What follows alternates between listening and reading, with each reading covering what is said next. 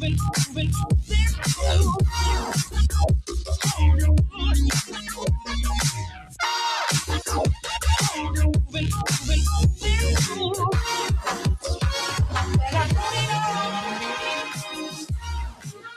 in the booth, back on the airwaves, coming at you live from the White Claw Hard Seltzer Studios. John Reed, Cody McClure, Bad News, Bubba's gone. We got Sam Beard. We got intern Maddie. He upgraded in terms of the look department over there for the P team. No offense to Bubba if he's listening. Do we think Bubba's okay as he is in the air? Do we think he made it to the airport? Let me check in with him. We probably should have texted that he at least made it there. Yeah, I know. I need to check. Bubba, are you okay? Cody, are you okay? I'm good. It's good to be here. Good to be anywhere. Terrific Friday, February 6th. Yep, that checks out. Bubba, did he make his flight? I don't know. I'm going to say he did. Do you think it was mean yesterday, me? Yeah. Talking about the crash in the movie and maybe playing into his fears a little bit because he does seem a little uneasy about flying. And he looks like a guy who's afraid to fly. Imagine being on that flight and him coming sitting next to you. I figured out who Bubba reminds me of after I watched the movie again the other day. He reminds me of Milton from Office Space. Yeah, for sure. 100%. He kind of looks like him. Yeah. They kind of give a similar vibe. He's got the same bug eyes. Yeah. Bubba, I'm going to guess he made his flight, though, because he seems to me like a guy who, when he's eager to travel, when he's ready to go somewhere, he's probably more disciplined in his wake times, which I can relate to that. Sure. Like I always get if I'm traveling somewhere, I'm always on edge, I'd say he's up in the sky by now. Happy Friday to you, Cody. Happy Friday to the audience, all the freaks listening. Sam, what's up, man? How are you? I'm doing good. Good morning. Morning. Kind of doing the same as Bubba, getting ready for my trip yesterday. Had to go knock a couple things off the to-do list before, but feeling ready to go. Did you go get a haircut? Went and got a haircut. Yeah. Went and bought a couple things. You look like you got a haircut. What'd you buy? A couple pairs of shorts that I needed. Some lotion. Underwear. I got lotion. I got underwear. I'm good in those departments. Some fuzzy handcuffs. Yeah, that's what I needed to go buy. A couple of whips, some chains. Mm-hmm. Yeah. Ball gags. Right. Yep. Whoa. Yeah. An anvil. When are you leaving? Tomorrow? Tomorrow morning. So you and Bubba are going to be pretty close. Yeah. You're going to be a few hours apart. Are you going to see each other? Should I drop something via the sky as I'm over Vegas? I won't be over Vegas. You might be if you have to circle back. If it's one of those approaches where you got to come back, you might go over Vegas. You could drop a care package. I got in touch with Haji. He lives like 20 minutes from where we're staying, so maybe I'll see Haji this weekend. Is he going to come show you a good time? Is he going to come show you We the were locals? texting, and he was like, I don't anticipate you having a whole lot of free time. He was like, but hit me up if you got anything. So we'll see if we got a free morning or an afternoon or something. Shout out to Haji. Yeah. Show you the local spots. There we go. Maddie, top of the morning to you, brother. How are you? It's good. It's good to see Cody this early in the morning. I've never seen him this early. Good to see you too, Maddie. I've never seen you this early. I didn't know animals leave their natural habitat this early in the morning. Wow. What kind of animal are we talking? Oh, the good kinds. The good kind. But I didn't know, a bear only is out, 8 months of the year? It's in hibernation the other 4 months. That's right. There you go. Yeah. Maddie says I'm a bear. You got to do what you got to do. Okay. Well, yeah, I'm here every day, Maddie. Of the two of you, like the combo, like you and him together, like you would be a bear. And what would he be? Just you two together. your handsome friend. I don't know where this was going. It reminds me of a leopard. Yeah. A bit of a. I like that. I'll one take of, that. One of those snow leopards Sure. that's attracted to other male snow leopards. Oh, I don't know about that. No, I'm just Anything kidding. fun on Thursday for you, Cody? Thursday. Was that yesterday? Yeah. I think I started to get sick, Okay. but I bought some medication. Just like when you sneeze and your nose runs, like you don't really feel bad, but you have like a, what do they call that? A cold, A little drainage. a little bit of a, maybe a little cold. I just say it's my allergies or sinuses. I just tell myself that until the sickness grabs me by the throat. I deny it. I felt that developing yesterday, but then I started taking some medicine, and I don't feel bad. I might not sound the best, but I feel good. So other than that, just driving around throwing beer bottles at stop signs. I mean, that's pretty much all I got going on. Sam, That's about it. anything fun? Watched like a live trivia show, Oh, yeah? little Draymond Green interview. Ugh. Have we seen any updates on this kidnapping situation from the Today Show lady? Huh? You haven't even heard You about don't know this? about it? No. This is a big Wow. story. It's like the number one story in America. It's kind of like the Patty which Hearst. is crazy, by the way, that this is like is what it's turned into is ridiculous. A It's kidnapping huge. is a pretty that's worthy of grabbing headlines, though, especially like on the entertainment side. A kidnapping with a ransom note, that's There's a lot more kidnappings every day than you know of. sure, But they're not of the Today Show host's mother. but also Sure. very rarely are the kidnappings coming with a ransom note, Maddie. I know we have a trafficking problem here in America, and kids are getting abducted left and right. I understand that. I'm just saying, very rarely is it an adult getting kidnapped and having a ransom Speaking demanded of them. Human trafficking, Marcus texted me yesterday. I hadn't heard from him in quite a while. Oh yeah, Yeah, he said he wants to get together sometime. I guess he ran into a fan of the show somewhere yesterday, nice. and they were talking about us. So Nice. You know, I gotta say, it's nice to hear stories like that. And I got one I should have shared with you earlier this week, but we had a guy, shout out to my boy Eric, who says Cartman. no. Well, I don't know, maybe because he lives in Colorado, so maybe. Well, there you go. But he said he manages a ski shop at a condo in Aspen, Colorado, and was listening to Talk Sports. And a man walked in and says, "Is that John Reed?"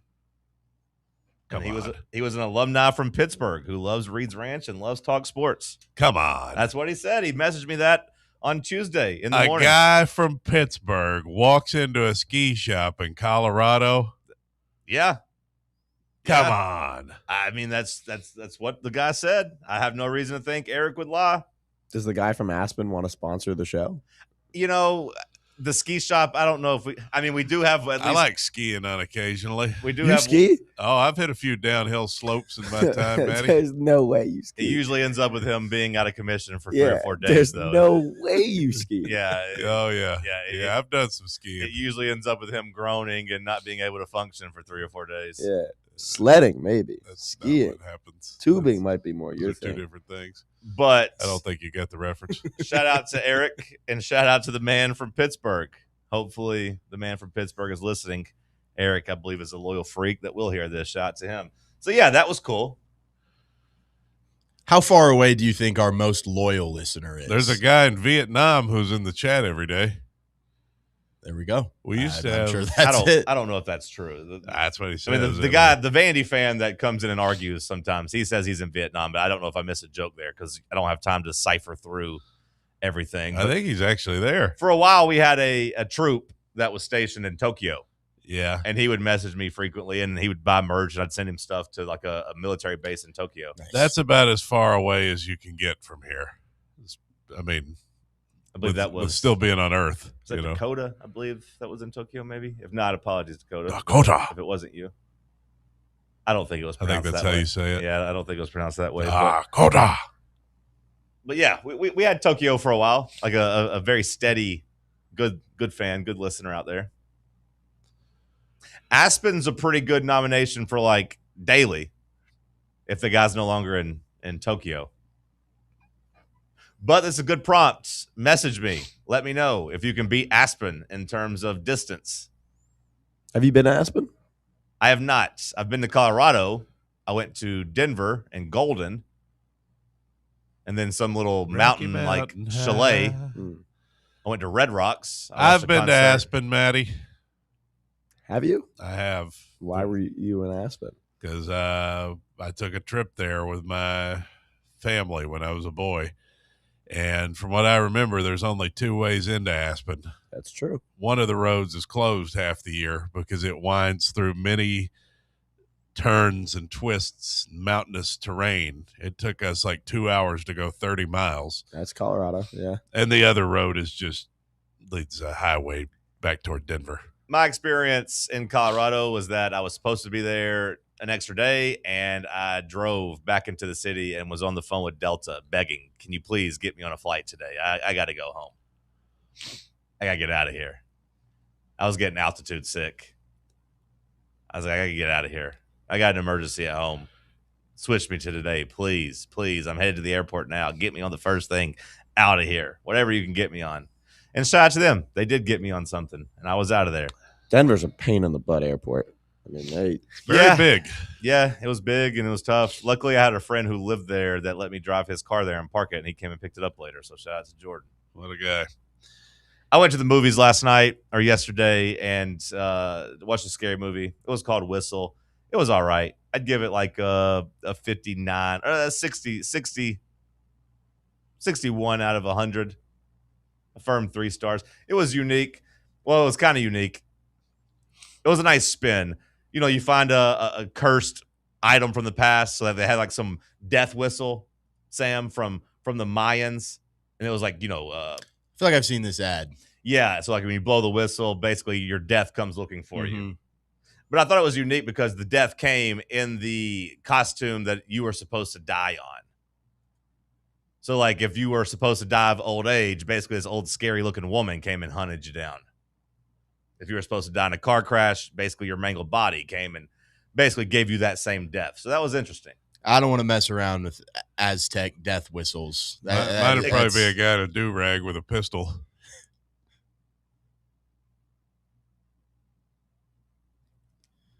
I wouldn't blow the whistle either. But the thing about this one was if somebody in your group blew the whistle and you were there, you got cursed too. Be wearing a ski mask. So they're at a party. And someone was like, oh, blow it. I bet you want. You're scared. And other people were like, no, we got to go. Don't do it. And then he did it or she did it. And then next thing you know, boom, death was coming. So I watched that. And then I watched the Hawks struggle with a tanking Utah team.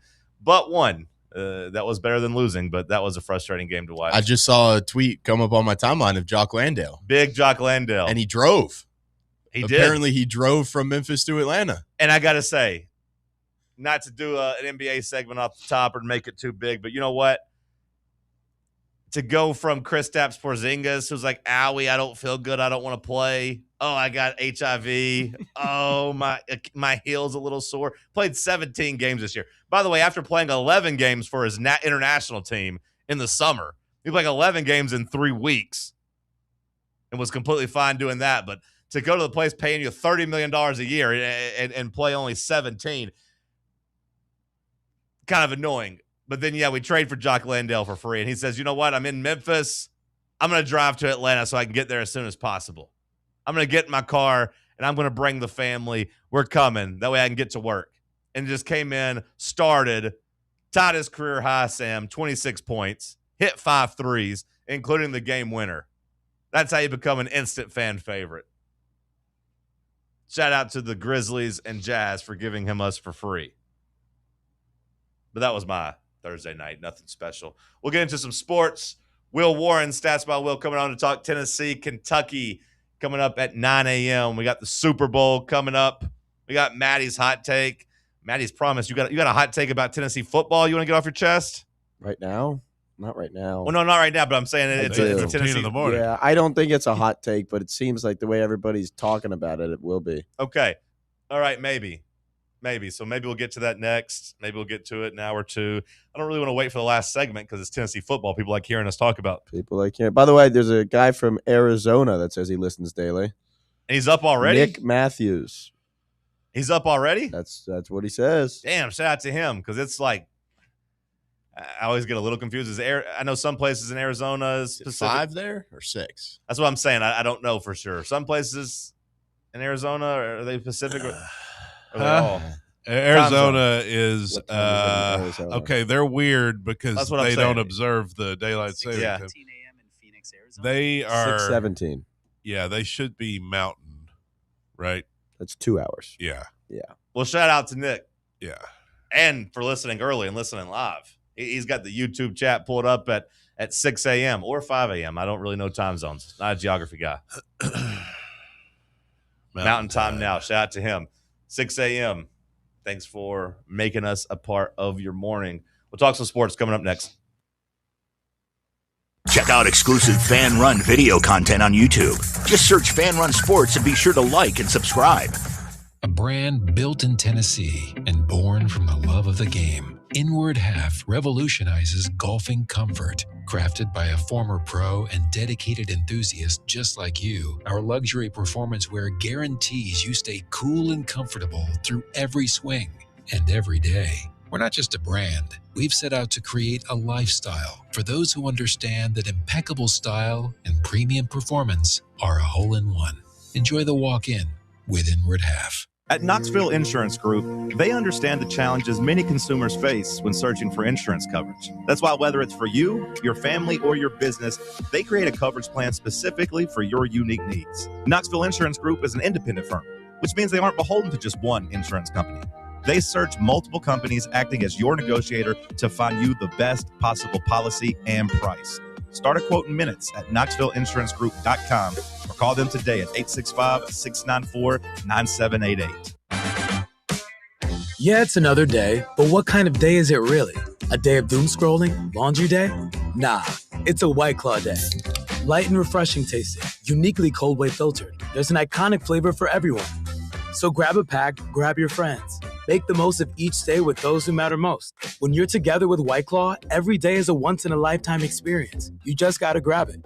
White Claw. Grab life by the claw. Please drink responsibly. Hard seltzer with flavors. White Claw Seltzer Works, Chicago, Illinois. The voluntary reaction.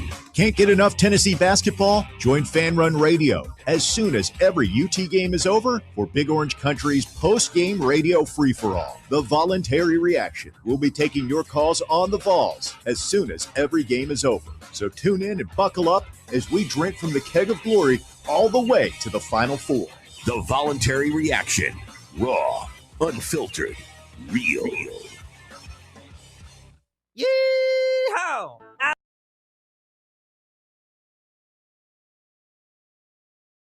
VIP Play has more than 200 leagues. Every bet type you can imagine. Live betting and live hosts, all with 24/7 support from real live people when you need them. Start betting better with the VIP Play app today. Don't be a better, be a better with VIP Play today. Download VIP Play today or head to VIPPlayApp.com. Make sure you use the promo code FANRUN to take advantage of their welcome bonus and so they know that we sent you. Gambling problem? Call 1-800-8899-789. Must be 21 or older and located in Tennessee to bet.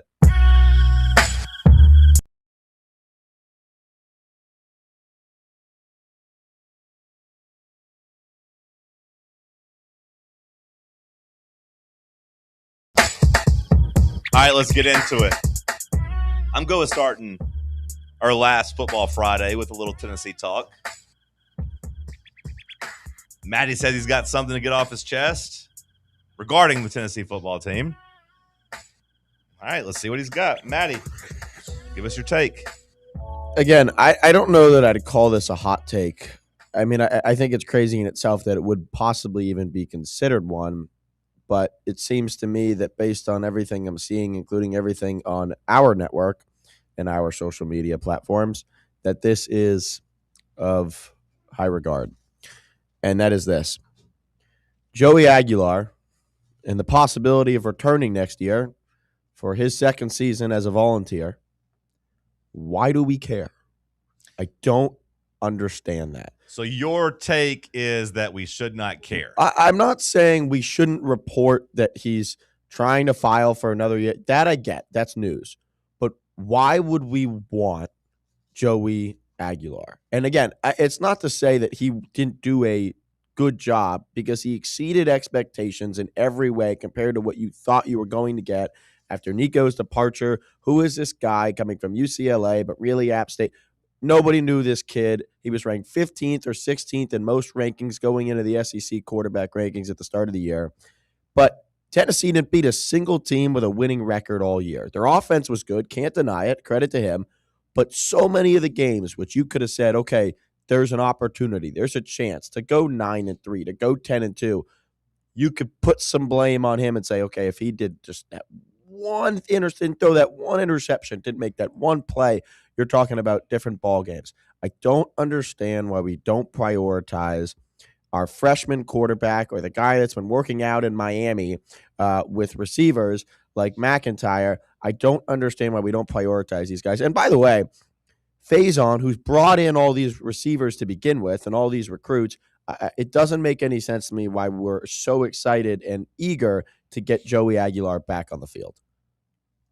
Cody?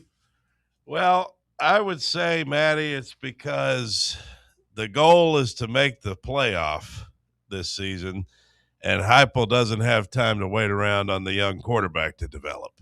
And an 18-year-old is probably not going to get you to the college football playoff.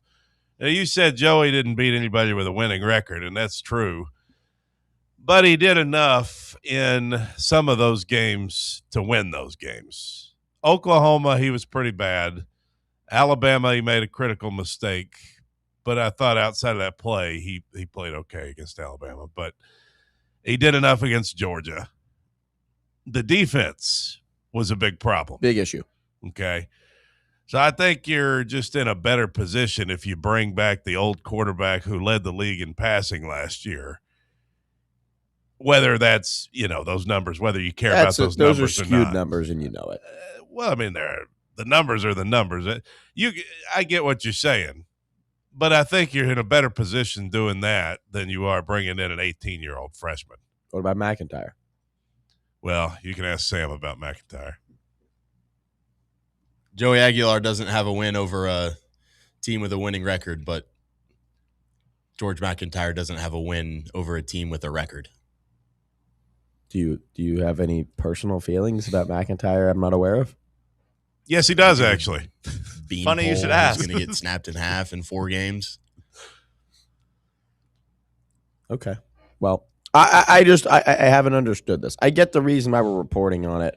It hasn't made sense to me why we want a guy who barely could beat Mississippi State back on a team that is trying to at least. Oh, if you say that you don't know why people want a quarterback that barely beat Mississippi State, you should revisit the Sam Leavitt discussion. Fine. Where the entire country was lined up for a guy that threw for 80 yards against Mississippi State. Look at the Arkansas game at home. I mean, Georgia, he was great.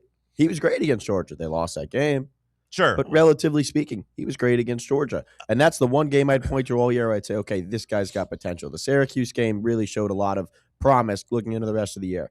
You encapsulate the whole year. I don't understand why we're so excited about this guy possibly two other back. things, Matty. One is he had an injury. Okay, the guy had a tumor. Break. He had a tumor. All right, you know how a tumor can be when it comes to throwing the ball. And the second thing is, I think the hope is that he'll get better with a full off season. You brought him in after spring practice. I mean, the guy had very little time to get acclimated. I'm just telling you that's the hope. This would be year what, 6? I mean, year 2 at Tennessee, right? But year 6 in terms of eligibility. Players don't get better in year 6 of eligibility unless you are an anomaly like Carson Beck. And really, he wasn't that much better. He just had better players around him. I think you could point to a lot of guys who've gotten better in year 6. Yeah, or later than year 6. Look at Josh Allen. I mean in college. There is not a player you can tell me that got better in year 6, evidently, than they were in year 5. Well, to be fair to everyone trying to find an example, not many quarterbacks get to play 6 years. My point exactly. Why didn't he play? True. Hendon Hooker how many years would he have been at whenever he got to 2022? Maybe not 6, but definitely No, it wasn't 5. 6. I'm not sure it wasn't 6 with COVID. I mean, COVID and a medical red shirt, you could have easily been at 6. It was a good 5. Yeah. I don't know if it was 5 or 6. But I don't know, but I would say he got better. Number year was Diego Pavia in this year. He was, Because I feel like he was in the year 6, no? right. No, yeah, he might have had different eligibility rules because of his Because of COVID. Yeah, I appeal. mean, I understand like COVID makes things weird, but Pavia was in year 6, and I would say that he got better.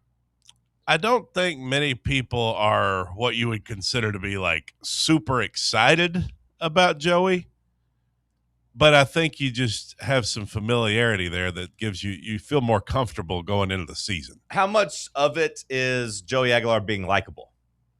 Does that play into it at all with any of you? I think he's very likable. No, I know that's what I'm saying. Like, do you think that plays into it? Like, if he wasn't likable, or maybe if he was here all offseason last year, because I think that's part of what made him so likable is he was able to come in a couple months and play.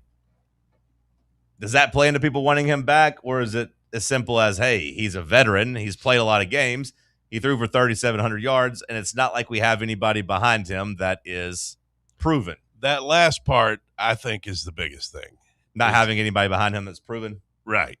It's not that Joey gets you – it's not that you're over the moon to bring him back. It's that he's the best stability you would have based on what you've got. I think it's the fan base's clock kind of getting sped up of like, hey, we're kind of tired of saying, well, we just got to wait for our guys to develop one more year. It's like, hey, we've kind of arrived here. You know, we've seen a lot of teams that have been able to instantly flip success. You know, why are we turn into a freshman who hasn't played type of thing? That's an interesting angle.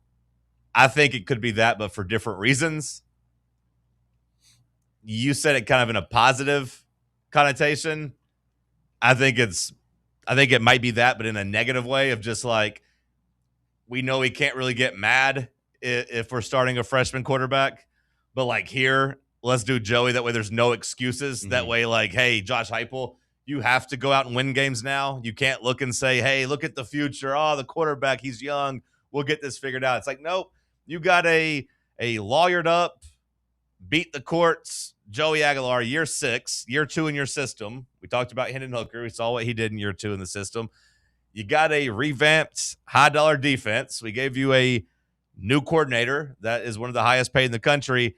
Now you got to go out and win 10 games, at least 9, or we're going to have a conversation about you. You can't really do that realistically if you're starting George McIntyre or Faison Brandon. We can say that.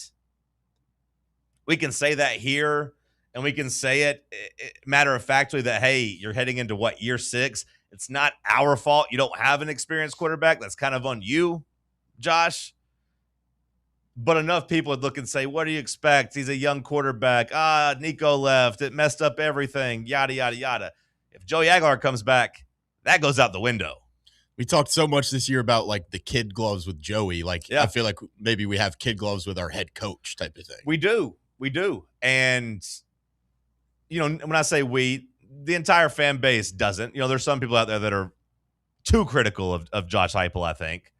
But there are definitely a good portion of the fan base and the media that doesn't hold Josh's feet to the fire. But that goes out the window if Joey Aguilar comes back. Because then you really have no excuses that you can point to on your team as being something that holds you back. You would have every ingredient you need to make a delicious meal. Bake us a cake. Make it taste good. If you mess it up, you got to kind of look at the chef here because you got the ingredients. That, to me, is the biggest, I don't want to say benefactor or the biggest, you know, positive thing about Joey coming back, but like it does change the conversation. And we here at the radio station, here at Fan Run, we are in the conversation game. Like we're going to have to talk about this team a lot over the next couple months. It'll be a hell of a lot more fun talking about them while having a veteran quarterback and actual postseason aspirations versus the unknown of how many times we can dissect George McIntyre's weight or Faison Brandon's throwing motion, or talking about whether or not a young quarterback can actually win and whether or not a coach should get a pass for that. I appreciate the conversation built around a team with a veteran quarterback and a team that should maybe contend for a playoff spot and for the SEC and whatever. You have a better chance to make the playoff with Joey as your quarterback. Oh, 100%. And that's what it comes down to. You got to win now. There's no waiting around on the young guy to develop. You have a better chance. You also have fewer excuses. Then blame Heupel. I mean, it's that's what'll come, Matty. If I tried to land the transfer. If Aguilar comes back and Josh Heupel has another uninspiring year, and I think at this point we can all agree that last year was a little uninspiring when you look and you see that you didn't beat anybody with the pulse. See, then again, that I wouldn't say. Okay. Only because, and again, this goes back to why I think people are excited. Relative to what people thought was going to happen this season with how Nico left and the departure of this kid that was supposed to be great, and now they've brought in this new guy that nobody knows from out of nowhere, Tennessee exceeded expectations. Joey was much better than people ever thought he was. No. Sure he was. You can't say they exceeded expectations. Yes, he did. They didn't There's beat no anybody with the question. pulse. He was ranked 15th going into the year or 16th, and he ended up being the 5th best quarterback in terms of QBR in the SEC. That depends on if you believe what people say. Sure. And you look at the quarterback rankings. I don't care about the quarterback rankings. And here on the show last year, we talked about how dumb the quarterback rankings were and how everyone that had DJ Lagway ranked as first or second was completely missing the boat. Sure, fair enough. You didn't beat anybody with a winning record. You can say you went 8-4. You can say you beat Florida, yada, yada, yada. But that Florida team wasn't very good. They told you they were going to be good in the preseason. So maybe like you'd have been like, hey, 8-4, the win at Florida, that's something to hang your hat on. When you actually saw the way the season played out, that beating that Florida team in Florida is not a feather in the cap. Getting blown out by Vanderbilt on your home field is there's no way you can exceed expectations. I get. Let me distinguish the two. Your underwhelming season, yes. Overperforming quarterback. 100%. And I can live with that. I can live with that, delineation of like, hey, Joey Aguilar was better than you thought he was going to be when you got him here in the offseason. I can live with that. But now with the changes you've made on defense, Matty, wouldn't you say if you've got the overperforming quarterback coming back, you'd feel better than rolling out a George McIntyre? I'd like to think so. Let me ask you this. When next season is done, when everything's all said and done, will Joey Aguilar have a season closer to Joe Milton's second season in Tennessee or Hendon Hooker's? Well, that's the question that'll have to be answered. That's Joe Milton. And it would come down to me. My question right now, back to that would be: are you talking about statistically or like wins and losses and? No, I'm not talking about the team because I think the defense is going to be better next year, and it's going to have a lot to do with it. I don't know if the defense will be better than it was in 23, though. I mean, the defense wasn't. No, well, nothing will be better bad than 23 just for a good bit. 23 was great. Well, the defense wasn't bad in 23. I think his stats will be better than Joe Milton's, but I don't know if we'll do better than 8-4 and actually feel like you're a contender. Because I mean, that's kind of what Joe Milton did. Like the stats were good enough. You didn't beat anybody really, other than Texas A&M at home. If you get back to playing top level defense, though, can his stats be better than Nico 2024? Because that team was able to get to the playoff. So, like, who do you think had a better year, Nico in 24 or Joe in 23? Nico by a little, maybe. But again, back to what I said before about Carson Beck. Carson Beck didn't necessarily get better in his 6th year. He had better players around him, which is what made him better. I don't know if I would say he had better players at Miami than he had at Georgia. Certainly looked like it, didn't it? I mean, he had a better run game, but I also think they just played so differently, and also like I think we're overrating Carson Beck his performance. I think we're overrating his performance last year a little bit just because it was against ACC defenses for most of the year. Now I will say he played good in the playoff, or at least he showed himself to be serviceable in the playoff. He gave them a chance to win in the playoff. But like, I don't want to act like Carson Beck didn't go out and score 10 points against Texas A&M. Fine.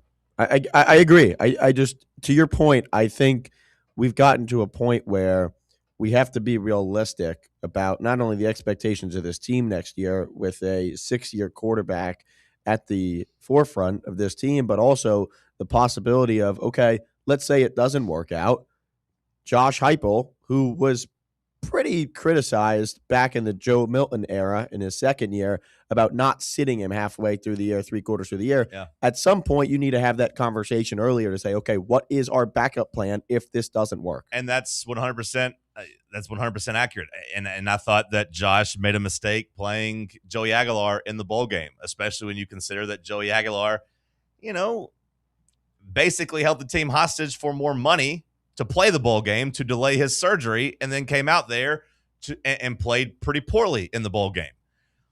That infuriates me on, twofold. One, I don't want the leader of my team doing that and then coming out and having quotes about how he never considered sitting out of the bowl game and leadership and yada, yada, yada. It's a business. Now I get it. Hey, I'm going to do my surgery and try to get healthy. No, we need you. Okay, well, I need X amount of dollars. Okay, fine, we'll give it to you. Now will you play? Sure. I understand that. It's a business. From Josh Heupel's perspective, you really thought that George McIntyre couldn't outperform a quarterback with a tumor on the arm that is, apparently injured and dealing with all these things. Now that it's happened, everyone's come out and said, oh, yeah, he was feeling discomfort. Halfway through the season, he didn't have as much power, yada, yada, yada. I don't know what's true. I don't know what's not true. But either way, Josh Heupel, you're the guy in charge. You see it every day. You talk to your quarterback. I would hope you have some type of dialogue, some type of relationship. At the very least, he has told you, hey, I need to have surgery on my elbow to get ready for life after football while I'm still in this insurance, whatever. And you're like, no, we really need you to come back. You thought so little of George McIntyre that you paid that. And then, of course, we saw how Joey Aguilar played in the bowl game. He couldn't play. He couldn't throw. That, to me, is alarming. That, to me, is damning. There's another contingent of people who believe that Heupel was scared to play McIntyre because if you play him and he's better than you thought he was, then it puts you in a bad position with Faison coming in.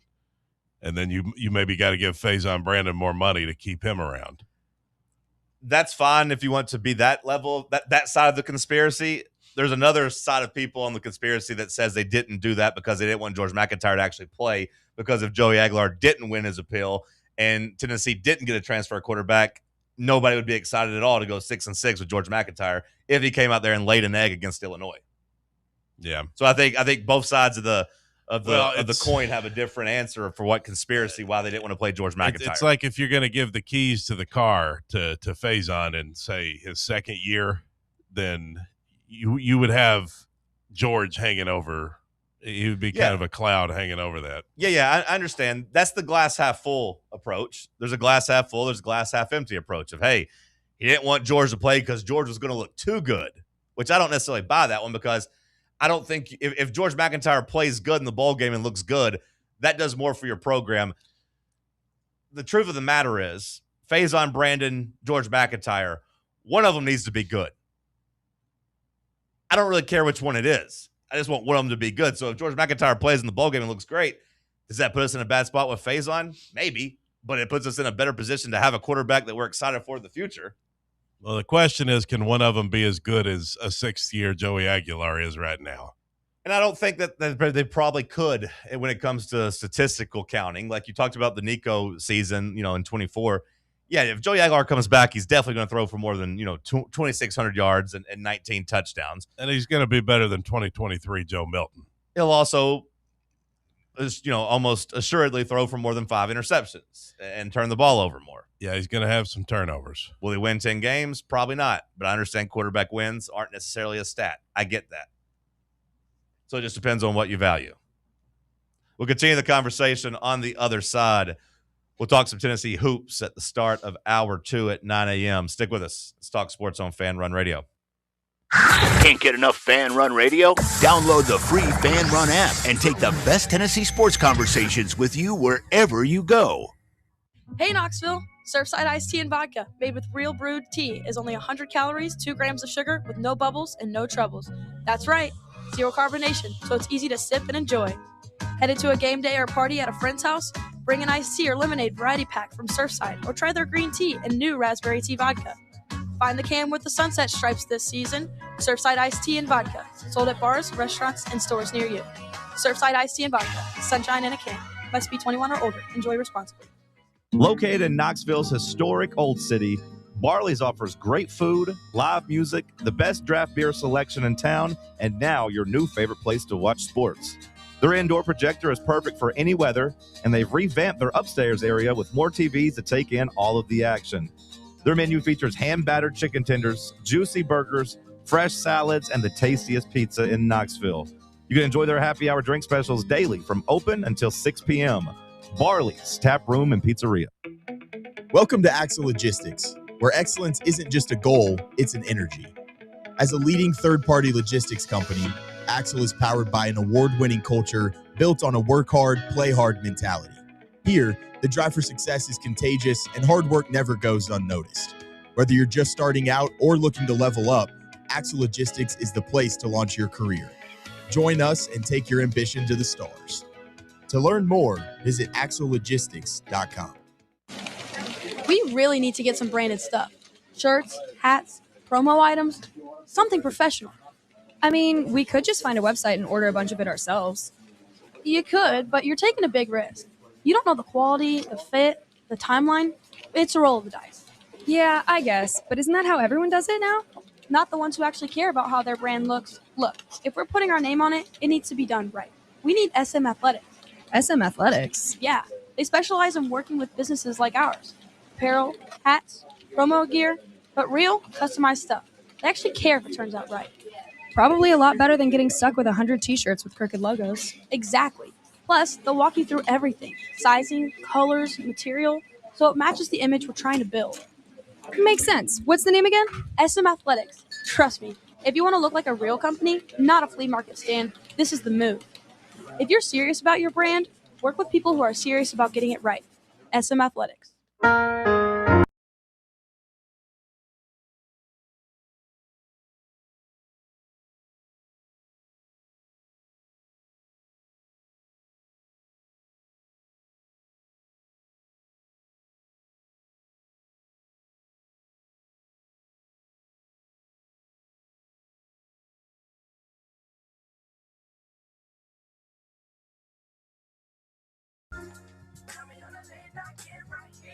Lightning LeRae writes in, I don't get how hard it is for you people to understand that young quarterbacks don't win big. Look around. This is a veteran quarterback sport now. Like it or not, Josh is trying to win the most games.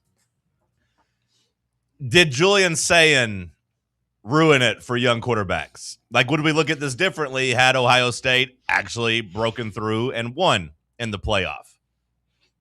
Because he was the young quarterback that got the keys to the kingdom. Now, we know that Ohio State is a loaded roster and that it's a little bit easier for him to win as a young quarterback versus other places. We get that. But at the same time, there's more pressure there, and he's trying to win a national championship. I don't think Tennessee's necessarily quite trying to win a national championship. We're just trying to make the playoff, win 9 or 10 games. I would also say Julian Sayin was not good in the big games. In the three big games they had, Texas, Indiana, and Miami, I don't think Julian Sayin was very good. Now, he did pretty good against the rest of that Big Ten schedule. Sure. They play good against Michigan. Purdue and Northwestern every week. I know Michigan wasn't very good this year, but I couldn't remember. I don't know about his Michigan numbers. Yeah.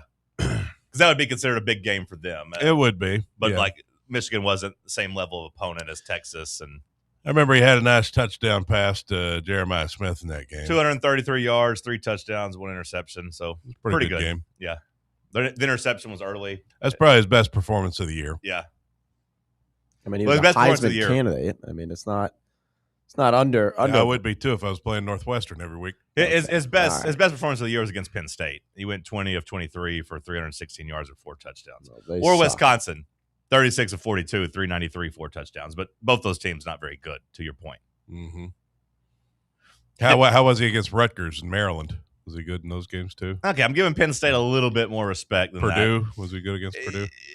I mean, if you're going to sit here in the same breath, Minnesota. If you're going to sit here in the same breath and tell me how excited you are for Jim Knowles and his defense, you got to look at what Julian Sayin did to him. No, Jim Knowles has got a career track record of having a good defense, though, and everywhere he's been, it's gotten better because of him being there. Okay, you could also, if you're trying to be glass half empty guy, which some people like being glass half empty guy, you could say, I don't really care what he did 8-10 years ago. I care about what he did now in his mid-60s, and maybe he's lost it. Maybe he's lost his fastball. That's what I would say if I was on the glass half empty side. He got cooked by Nico.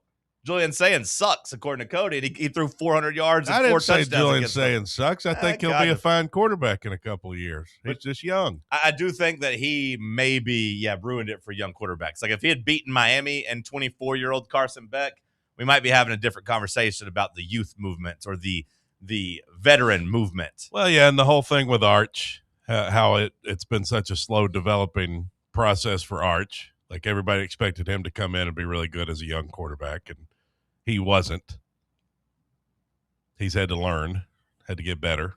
Yeah, but that's skewed potential because that's the national media trying to convince you that a guy who's a descendant of one of the greatest quarterbacks to ever play the game is going to be this phenom who really was just overstated because he was a descendant of those two great quarterbacks that played in the NFL. I do think he has game.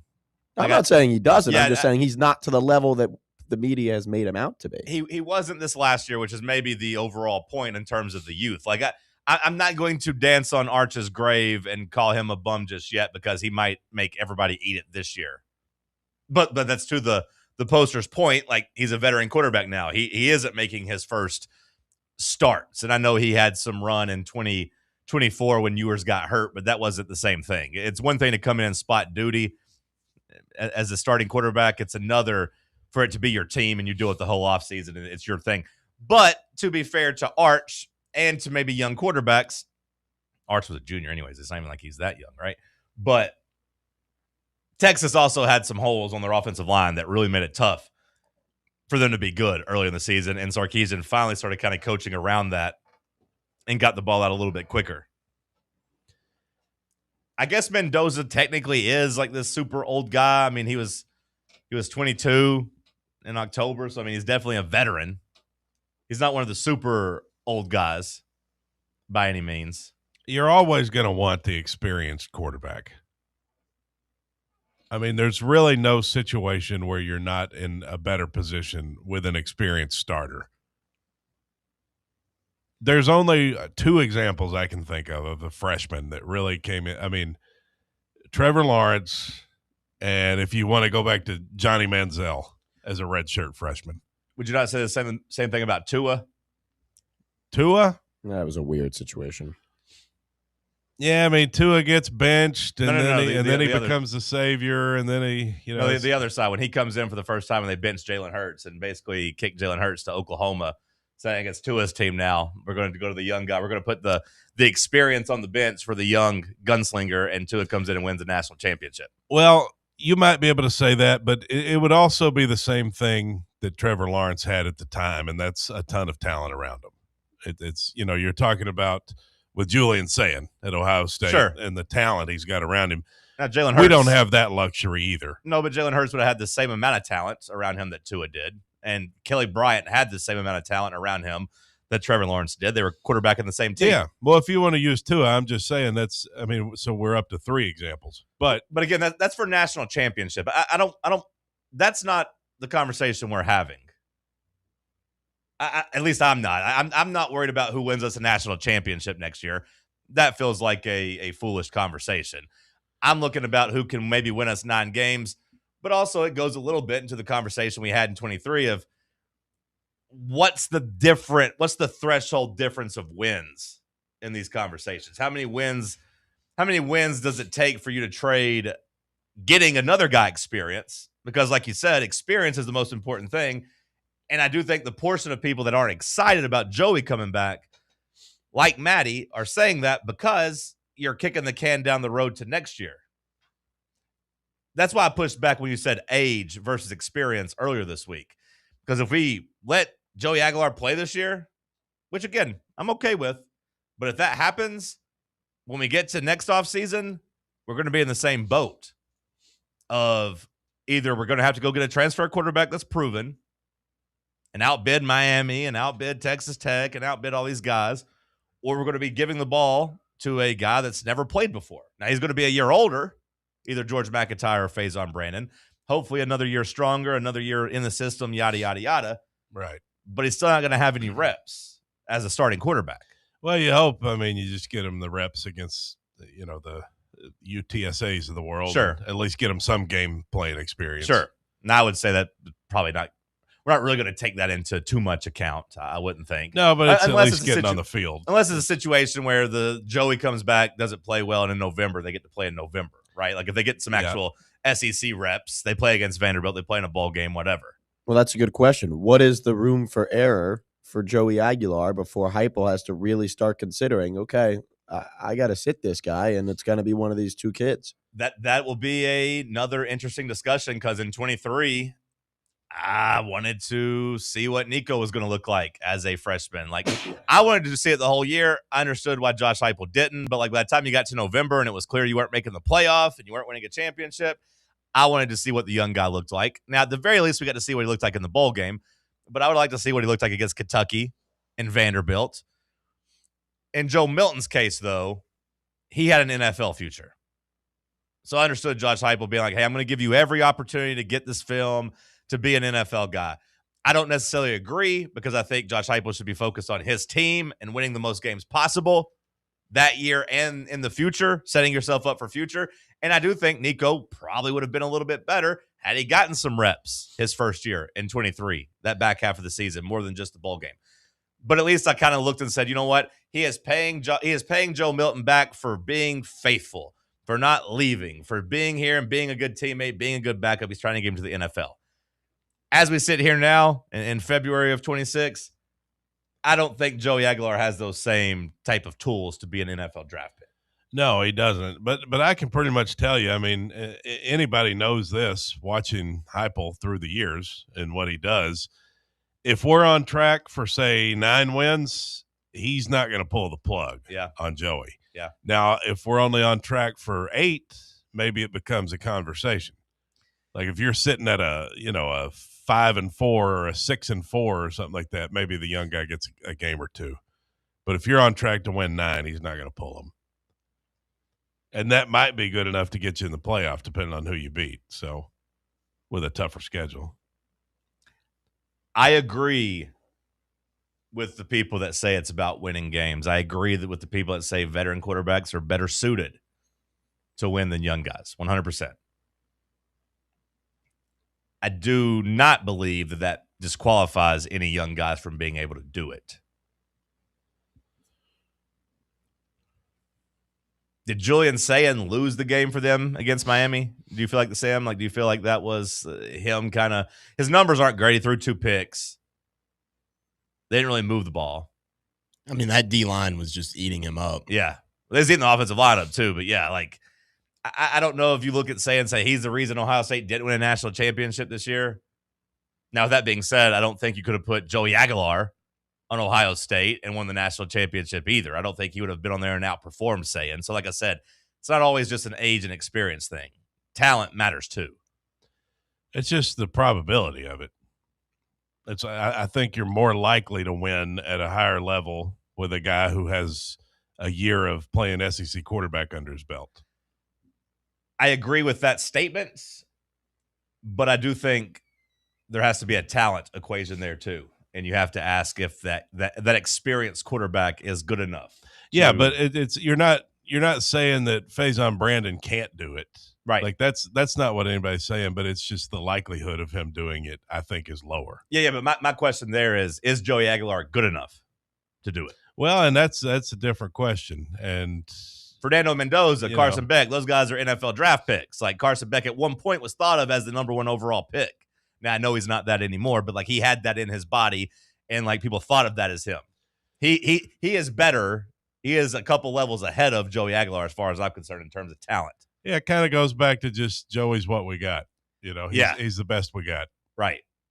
And like, yeah, we talked about, with the young guys that have made it work, those guys were NFL guys. But as we sit here right now, I mean, I have a lot more confidence that Faison Brandon is an NFL quarterback than Joey Aguilar. Mm-hmm. And that's without ever seeing him play a college game.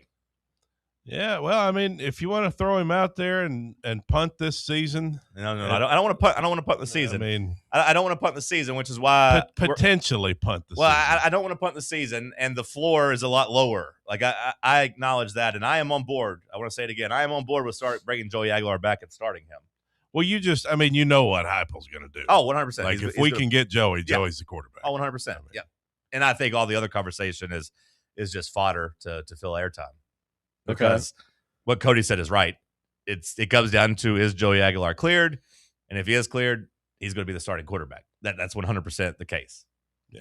And we'll have an answer on that, hopefully, next Friday. The judge does have the right to take a couple of days to think about it, so you might not have an answer on Friday. It might take him till the week after to make up his mind, but we should have a better idea at least. Well, just worst case scenario, walk with me here. You play Joey Aguilar. Heupel's stubborn, doesn't sit him because he doesn't have a good start. So you're about, let's say, 4-2, 4-3 into the season. Aguilar's not having a good year, but again, refuses to sit him. And if you're Faison, who doesn't get a chance, and you're like, okay, I brought in all these recruits, you get into the summer, and Faison's like, well, I'm not going to stay here because I'm not going to play. I don't like the way I was treated. And with the way the portal goes, you lose him, you lose the recruits.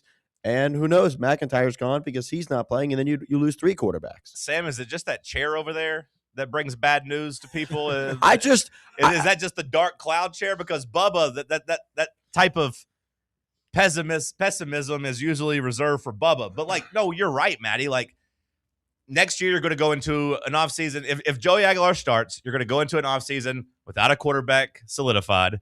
Both those guys are going to look and say, we got to fight with the other one. And then it becomes a question of, like, for example, this year, how Nebraska and Kentucky both went out and offered money, $1 million plus to Notre Dame's backup and said, hey, you can come here and be our starter. You haven't proven anything, Kenny Minchie, but you can come be our starter. So, like, at that point, it would be like, hey, does any of these other SEC or Big 12, Big 10 programs look and say, hey, Faison Brandon, here is a guaranteed starting spot, and here is, X amount of dollars. Or you can stay there and fight it out with George if you want to, or you can come here and be the starting quarterback. Or, vice versa to George McIntyre, because both guys are going to have the pedigree to be recruited. And we know that in the portal, you're going to get recruited again. Again, look at what happened to Kenny Minchie, who I don't know. Was he a 5-star? I don't feel like he was. I mean, I don't feel like he was a 4. Okay. I think if you find yourself in that position, you just tell Faison it's your team. Go out there and win. Buddy. Yeah, he was a 4-star, 171. So even like below George McIntyre. So if he got a big offer, and he had 2 big offers. At first he went to Nebraska and said, never mind, Kentucky's going to pay me more. Like, yeah, you're going to run into another offseason of uncertainty. That's why, like, if you're looking beyond this year, you could say this year Joey's best. But beyond that, I'd kind of like to find a young guy that's kind of solidified that has more than 1 year. But that's just me. Hour 1 in the books. We'll kick off hour 2 with some basketball discussion. Will Warren, Stats by Will. We'll break down some Tennessee, Kentucky. Stick with us. The flagship station for Tennessee football. Fans. Fan Run Radio. Hey, Vols fans. Cody Brown here. I grew up right here in Tennessee and know what it means when someone says, I've got your back. That's why you can trust Farm Bureau Insurance of Tennessee. Whether it's your home, your vehicle, your family's future, or the business you built from the ground up, we will show up for all of your insurance needs. We are Tennesseans who understand what matters, which is doing right by you. Insurance is not all about just paperwork and policies, but it's about the people we insure every day. So if you want insurance that hits home, give me a call at 865-992-3871. Go Vols. Citizens National Bank. Life is more fun with a Good Life checking account from Citizens National Bank, offering extra benefits including bank travel. This September, experience the perfect fall getaway on the New England Rails and Sails Tour, or join CNB in October to chase the Northern Lights in Iceland. Get in on the fun by calling 865-429-7935. Citizens National Bank. Banking never felt so good. Member FDIC. You're listening to FM 105.7 and AM 1340, WKGN Knoxville, and W289CU Knoxville, Fan Run Radio. The more you listen to your kids, the closer you'll be. So we asked kids, what do you want your parents to hear? I feel sometimes that I'm not listened to. I would just want you to listen to me more often and evaluate situations with me and lead me towards success. Listening is a form of love. Find resources to help you support your kids and their emotional well-being at sounditouttogether.org. That's sounditouttogether.org. Brought to you by the Ad Council and Pivotal. Blackford Veterinary Surgery Referral specializes in surgeries not regularly performed by your pet's general veterinarian. They're currently accepting referrals from vets all across the country. With their newly renovated state-of-the-art surgery center and highly trained staff, clients can rely on professional and thorough care. If your vet says that your pet needs surgery or rehab, ask for a referral to Blackford Vet and let them get your best friend back on its feet. Located conveniently in West Knoxville. For more information, visit blackfordvetsurgery.com. Hey Knoxville! Surfside iced tea and vodka, made with real brewed tea, is only 100 calories, 2 grams of sugar, with no bubbles and no troubles. That's right, zero carbonation, so it's easy to sip and enjoy. Headed to a game day or party at a friend's house? Bring an iced tea or lemonade variety pack from Surfside, or try their green tea and new raspberry tea vodka. Find the can with the sunset stripes this season. Surfside iced tea and vodka, sold at bars, restaurants, and stores near you. Surfside iced tea and vodka, sunshine in a can. Must be 21 or older. Enjoy responsibly. eBay Motors is here for the ride. Go ahead, feel your engine. Admire that perfectly installed exhaust. Your vehicle's moving along this freeway like it was made from fresh installs and a whole lot of love. With eBay Motors, you get over 122 million parts to keep it running. And with eBay Guaranteed Fit, they'll be the perfect fit every time. Plus, at these prices, well, we're burning rubber, not cash. Keep your ride or die alive at ebaymotors.com. Eligible items only. Exclusions apply. I think if you have 2 number 1 movies in 1 year, that's a pretty big deal. You're listening to Talk Sports. Well, I'm rooting for the guy. I mean, we need a good Glenn in Hollywood. The name Glenn is not as prominent as it was some years ago. Well, I also think we need a new leading man. I think we need a new good young actor to kind of take that role, because it kind of took Gosling a while to he had to do Drive first before he got to be like, hey, now I'm kind of the rough and tough guy. Hard to do rough and tough when you star in Barbie, too. Airing every day from 7 a.m. to 10 a.m. Well, that was what the whole movie was about. You putting people in unfair boxes. So I guess you missed the point of the movie. Sometimes people need to be in a box. No, they don't. Not unless they die. When I die, don't put me in a box. Just bury me loose. We all end up in a box, don't we? On 1340 WKGN. I want to be thrown off the Empire State Building, and whoever my body hits wins the Publishers Clearinghouse. I wish you would step back from that ledge, my friend. You could cut ties with all the lies that you've been living in. Hour number 2 kicking off here in the White Claw Hard Seltzer Studios. We are going to talk with our friend Stats by Will, a.k.a. Will Warren. Basket under review. Our nice little heater, nice little hot streaks is bringing Will on weekly here. If you want to watch the game with us, with some friends, have some fun, drink some booze, eat some pizza, come do it with us in the Old City tomorrow at Barley's. Tip-off at 8:30. Come hang out. Make a night of it. Will Warren, Basket under review. What's up, big dog? How you feeling? Doing good, man. Been a great couple of weeks for the Vols, I would say. You know, what was our hopeful record? 6-1 for this 7-game stretch. I think it was post Alabama, pre-Alabama. It was 5-1, 5-1 in a 6-game stretch. Right now, Tennessee is 2-0. It's coming all down to this weekend, Will, against Kentucky, on whether or not you can go 5-1 or you can have a chance to go 6-0. Yeah, and I mean, I think Tennessee is legitimately playing better. They have really leaned into just wrecking shop on the boards, which I think is great for them. That's where they flex their muscles the most. I'm really interested to see this game, in particular against a Kentucky team that is not bad, but I believe is perhaps getting a bit more hype than it should based on recent results. I ran the numbers for Basket Under Review this week. Final 8 minutes of their last 8 games, they've been shooting 45% from 3. Opponents have shot 8%. So I'm going to be honest, I think that's pretty lucky. But, you know, you'd rather be lucky than good sometimes. So it's going to be a big game for both sides. Kentucky kind of sneakily can get into the SEC title race with a win in this one. I don't know about all the way, but Tennessee could do the same because both UF and A&M have the 2 losses, and Tennessee would own the tiebreaker over A&M. I know here we've been talking about it. Cody's watching the SEC title race, and you have to win this one for me to really buy into it. I think the gambling gods still have you down at like 19-1. I imagine that gets cut in half, though, if you win at Rupp, especially if A&M can do you a solid by beating Florida this weekend. But give me that Kentucky number again. So in the final 8 minutes, they're shooting 45% from three, and opponents are shooting 18%. Is that what you said?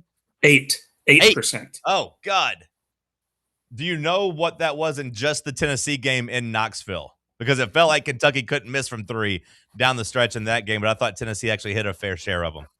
Not off the top of my head, but I Okay. did find it interesting over the first 32 minutes of these games, it's 34 to 36% Kentucky versus their opponent. So it's pretty even the first 32. I mean, I don't believe that Kentucky suddenly flips a clutch switch in the final 8 minutes of these games. I think it's a little bit of luck, a little, they do have some length on the perimeter to disrupt, but I don't think you or I would describe this as the greatest Kentucky defense in recent memory. I kind of still believe in them as like a fine team that's had a really good run of play. And I think reality may settle in pretty soon. They have had a good run here schedule wise post Tennessee game of, yeah, they did beat Arkansas on the road and they lost to Vandy, but the other three games, home Texas, home Ole Miss, home Oklahoma. After this, the rest of the way, 7 of their final 8 are quad one games. So we're going to really see what they're made of. And with Tennessee's side of things, I know Tennessee has a few tough games remaining, but after this Kentucky game, as we've covered, the 3 games following, road Mississippi State, home LSU, home Oklahoma, lightens up a little bit after Tennessee has played statistically the toughest conference slate so far. Well, we talk about that Kentucky 3-point shooting, and I feel like last year we thought, oh, it's a statistical anomaly, but 50% shooting both times last year, and then in the first game this time around, 46%. Is there anything like specifically that you feel like Tennessee's doing defensively that Kentucky's just been able to key in on 3-point shooting wise under the Mark Pope era? I think Tennessee sometimes has struggled with overhelping on drives to the rim. Where typically in a good performance, good defensive game, Tennessee will want to go one-on-one on drives to the rim. They don't want to send help. Parra can be there to block shots or take care of anything that gets past a guard. But generally speaking, Tennessee wants to stay one-on-one so that you don't have that 4-on-3 power play elsewhere. When Kentucky's had success against Tennessee, I've noticed that Tennessee's had to send secondary help to a driver, usually Oweh, of course, but Aberdeen as well has had some success in this. And that opens up the chance for the kick out 3 because there is, 4-on-3 going to be an open player somewhere. So Tennessee's got to simply handle drives to the rim better, shut down the gaps a little easier. They do a great job of forcing pull-up jumpers off the dribble. And honestly, they've done a really good job of limiting transition play for the most part this year, which is critical against a Kentucky team that I think is pretty deadly in transition. It's kind of the spot of the court I think they have to think the least. But when they get into half-court operations, it can get really stilted and not so pretty for them. Is there something Mark Pope does that just gives Barnes fits? Because, Tennessee, of course, been on the wrong end of this Mark Pope era outside of the biggest game in the history of the rivalry with Kentucky. But other than the tournament game, 0-3. Is there something Mark Pope does schematically? Is it just 3-point anomalies or just, what do you make of it? I thought this year's game was more of an anomaly than the second loss last year, maybe the first 2, thinking back, though Tennessee didn't take great shots in that game. But the thing that I noticed that I think a lot of people keyed in on pretty quickly with Kentucky last year was running so much of the offense through Amari Williams at the 5, having him sort of set up shop at the free throw line and running everything through him. This year's team is not the same. It runs through that backcourt. Quaintance, who's going to be out, I kind of seems like the rest of the year, I haven't really seen much of a commitment there one way or the other. But we're going to assume he can't go. They don't really trust any of their bigs to run the offense. So it's been the Oweh and Aberdeen show most of the way, with Chandler kind of taking up some of the slack. But like Diabate can't run the offense that way. I think the key for me is almost as simple as, to quote Stan Van Gundy, forming the effing wall, building that wall around the paint, forcing Kentucky to shoot over the top of you, because generally speaking, outside of Chandler, you can live with shots by pretty much any member of this Kentucky roster. Like, I know Aberdeen has shot all right this year, but he remains a very enigmatic presence offensively, just like he was at Florida. Oweh's shot form is tough to watch, I would politely say. Cam Williams is very hit or miss if he's even in the lineup at this point. Jasper Johnson is hit or miss.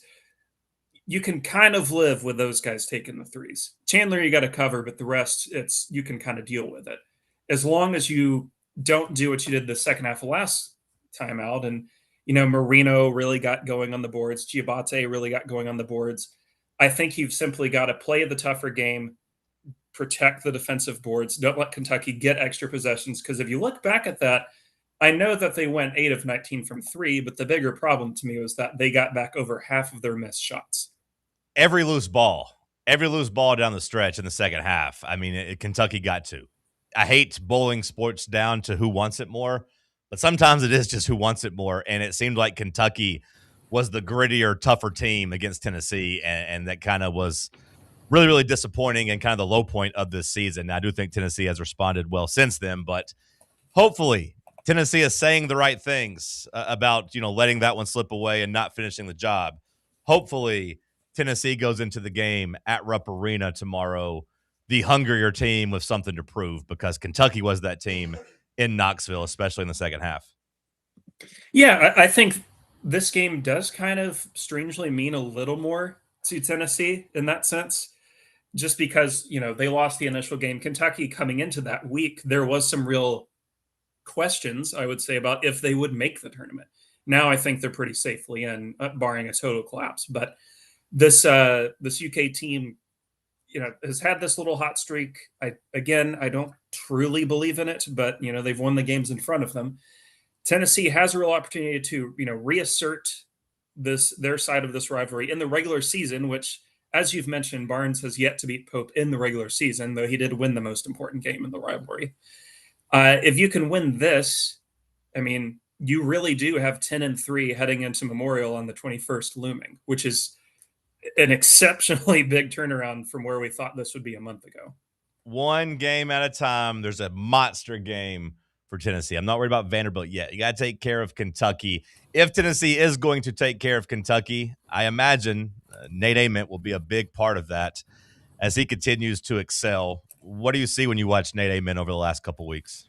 Confidence. I think he's just way more confident with the ball in his hands. It is kind of funny to watch him and watch the way, what is the Lizzo meme where it's like put a shirt on for the large black man? Rick Ross. Yes, Rick Ross. That's how I feel about how people are talking about Nate Ament versus AJ DeBanza right now. Ament has been the better player for a month. Like, if you look at everything statistically, Ament is better than the guy who's presumably going to go number 2 in the next draft for some reason. So I think that him continuing to build that confidence, getting downhill, he's been so good at like grifting fouls, I would say, being the SGA of the team when he needs to be. But alongside because I kind of feel like Ament and Gillespie are givens a bit in these games.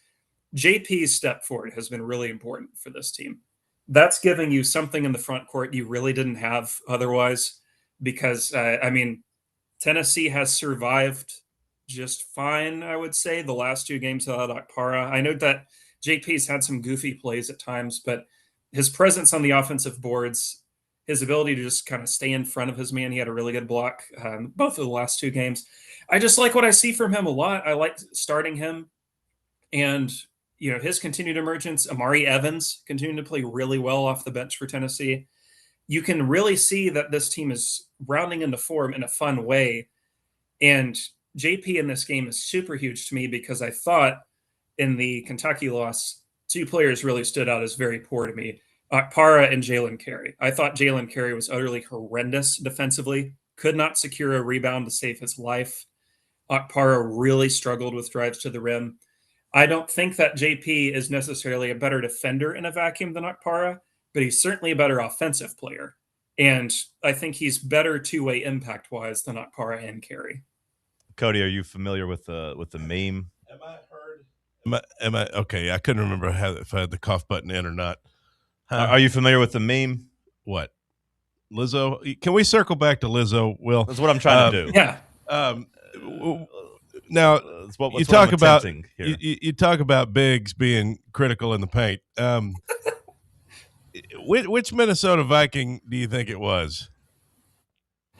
Oh, I hope it was Jared Allen. I think that would be the funniest option. Yeah. He roped her like a calf. You think? Or maybe she roped him. See, the meme is it's big fat woman. Wow, so empowering. And then it's Rick Ross without a shirt on. It's like, ooh, put a shirt on. And they're just talking about the double standards. I was wondering if you had seen that meme or maybe tried to use that. No, I hadn't seen that. Yeah, yourself. Will, do you have any thoughts on this? I know you guys are trying to talk basketball, but the kidnapping of the Today Show host, have you heard anything about that? I've been doing exactly what I want to do with this, which is following it exclusively via the gossip Instagram accounts. Nice. Where they're just like posting little summaries like every few hours. I'm like, oh, that's all I really need to know. But interesting story. Do you think, and this is an intriguing question to me because I don't really understand or know the importance of Savannah Guthrie to the American media landscape. Would they cut in? Let's say like what she's NBC, right? CBS, one of those. Yeah, I think the Today Show. I think that's the NBC. Today Show is NBC. Yeah. Yeah. Okay, so I don't know what the big network games are tomorrow, but let's say that the mom is, found, like they find the kidnappers, whatever. Do they cut in to a big game tomorrow to announce that? Is that worthy of a cut in? What kind of game? Like what big game would be? Let's see. I'll look at the He's schedule talking about here. a college basketball game. A college they cut into basketball Duke, game? Carolina with the breaking. I didn't know news they graphic. had. Do they have college basketball games on NBC? Yes, it's yeah, they do. Big on Ten has NBC. Yeah, Big Ten has a deal with them. Oh, okay. Well, how say about they this? cut in. So Fox tomorrow, Illinois, Michigan State, pretty big game. Do they cut into that? I don't think that this woman is famous enough. No, I'll I don't say think no. so either. No. Well, the Super Bowl's on NBC. They're not Right. cutting in on the Super Bowl, right? No, there's no. not for this. Now, would they run a bottom line? Would they run like the breaking news bottom line that she has been found? I think they would do that tomorrow. I don't think they'd do that during the Super Bowl. Now, maybe they'd break in on Bad Bunny's performance. I don't know, to try to placate people and try to get him off the screen. What level United America. of event would it have to be to break in on the Super Bowl? Well, OJ broke in on the NBA Finals. Simmons discussed this. I think that if Peyton Manning were involved in a murder, they would cut into the Super Bowl. But it would need to be a guy like Peyton Manning, right? It would need to be one of the six most famous athletes alive. But if it was like Joseph Adai, they're not breaking in. Yeah, nobody would care. Dallas Clark, they're not breaking in. But yeah, if it's Peyton, sure. Michael Phelps murdered someone. Yeah. Yes, Yeah. because the Olympics are on, and it's on NBC, right? But it's the Winter Olympics. I still think that people would associate it. Carrot Top. No. Bishop Boswell, has he actually turned a corner here, or is this just a little bit of a hot streak for him? I think he's turned a corner. He's more confident both sides of the court. I enjoy that they believe he has magnets in his head for opponent elbows, arms, limbs, whatever. I will take the over on 0.5 hits to the face tomorrow for young Bishop. I think that kind of feels like a good bet. But he remains Tennessee's best perimeter defender by a decent margin to me. And I like seeing him out there. Him and Ament together are a really formidable force against guards and wings. And I think that's aided Tennessee's defensive output. One of the angles we are looking at closely here on TalkSports is how Mark Pope's daughter getting back from her mission, how that affects the crowd and the energy. Do you think Mark Pope is going to be distracted and preoccupied, or do you think it's going to be a very emotional, hey, my girl's back, let's play, and everybody's going crazy and it helps them? I don't think that the Kentucky fans will care that much. Okay. I do not believe that it is that big of it. Now, if it were BYU or Utah, then yes, because I believe that, obviously Mormonism is a lot more important to the people of BYU Sure. and or Utah than it is Kentucky. Yeah. Now, if Mark Pope was Catholic, would that change the calculus? That'd be a different story. What about Jalen Let Carey? that soak in. Do we think Jalen Carey gets into a fight here? Because last time he was on the court with Kentucky, they were calling him a fat ass, and he took offense to it. Possible. I won't say one way or the other. I would personally like it if Jalen Carey doesn't play much in this game. I think that he could be a serious liability for Tennessee. But I do have to say, I've really enjoyed his increasing status as like a hockey fourth line enforcer for Tennessee, kind of taking up the Euros mantle that we haven't seen in a few years. I sent to the goon. Nate Ament, over under 21.5 points. Ooh. Over, because this is an ESPN game and it's an SEC game, so I'm thinking that we're going to see a lot of fouls. This game's going to get over about 11:15 on Saturday night. Yes or no? Do you know what the game following this is, by the way? Houston, BYU. They're not going to see any of the first half of that game on ESPN. Well, I was worried that we're not going to see at least to the 12 minutes mark because we're after North Carolina Duke. So I figured we'd be in a similar boat. We'll be ESPN News. Yes or no, Tennessee wins on Saturday night? Yes. I've got Tennessee by 4 on the road. I think they can get it done. I just like this matchup for them. It feels honestly a little bit, how the Sweet 16 game felt, maybe not as extreme, and obviously you're on the road versus at a neutral site. But there's a lot of the old Onion article from the Iraq War of, Tennessee is just the better matchup here and has all of the, key facets needed to create the distance needed versus no, they don't, which is just the view of like, oh, they haven't beaten Pope in the regular season yet. But I believe that they're simply the better team. You filter just games against quads 1 and 2, and Tennessee is 40 spots better at Torvik. Like Kentucky against quadrant 1 and 2 teams has played like a barely top 60 team in the nation. So I think Tennessee, the importance for me, it's funny because of how the last game script went, but if they can come out hot and, you get to that 12-minute mark where the game finally gets on ESPN and Tennessee's up 6 or 7 or 8, then I think that Tennessee's going to be in really good position from there. And just going off of vibes by John, I feel like we played pretty well on Saturday nights on the road under Rick Barnes. I feel like, a couple Alabama games, an Auburn game last year. I know we lost, but we played pretty well. I think we'll be all right. Will Warren, Stats by Will, basket under review. What do you got coming out between now and Saturday? Got the weekend watch list coming up. I'll have a preview on Tennessee, Kentucky, and that. We'll have a lot of different games. I think 30 or 31 different games covered.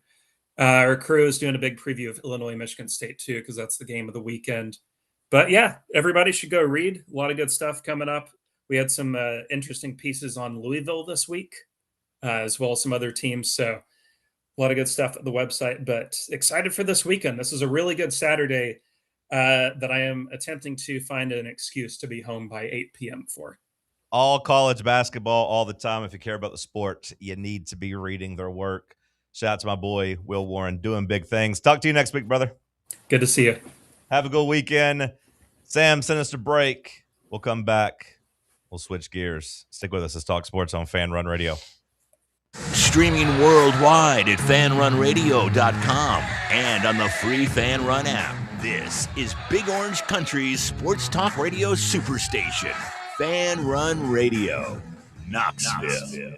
Blackford Veterinary Surgery Referral specializes in surgeries not regularly performed by your pet's general veterinarian. They're currently accepting referrals from vets all across the country. With their newly renovated state-of-the-art surgery center and highly trained staff, clients can rely on professional and thorough care. If your vet says that your pet needs surgery or rehab, ask for a referral to Blackford Vet and let them get your best friend back on its feet. Located conveniently in West Knoxville. For more information, visit blackfordvetsurgery.com. What's up, Fan Run Nation? This is Evan Rogers with ECR Total Landscapes.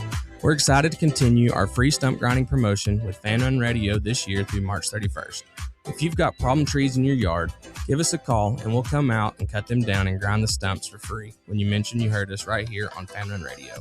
Take it from Russ. We'll treat you right at ECR Total Landscapes. That's right, Evan. I had the ECR team out to Stately Smith Manor last year, and they took down a bunch of trees for me and grinded the stumps for free. Now I don't have to worry about those trees falling on my house, and my yard looks much better. Do what I did. Call ECR Total Landscapes. Thanks, Russ. Call us today and we'll come out and give you a free estimate. Our number is 865-384-2012, and our website is ecrtotallandscapes.com.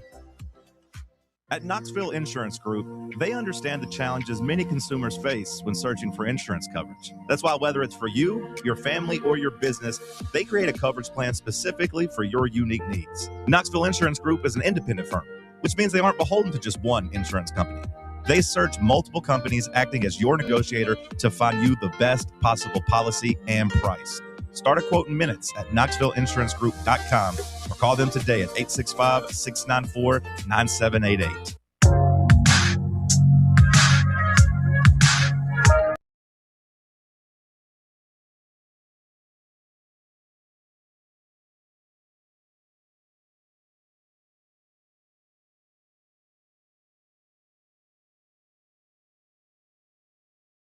Expect Felix Akpar to play?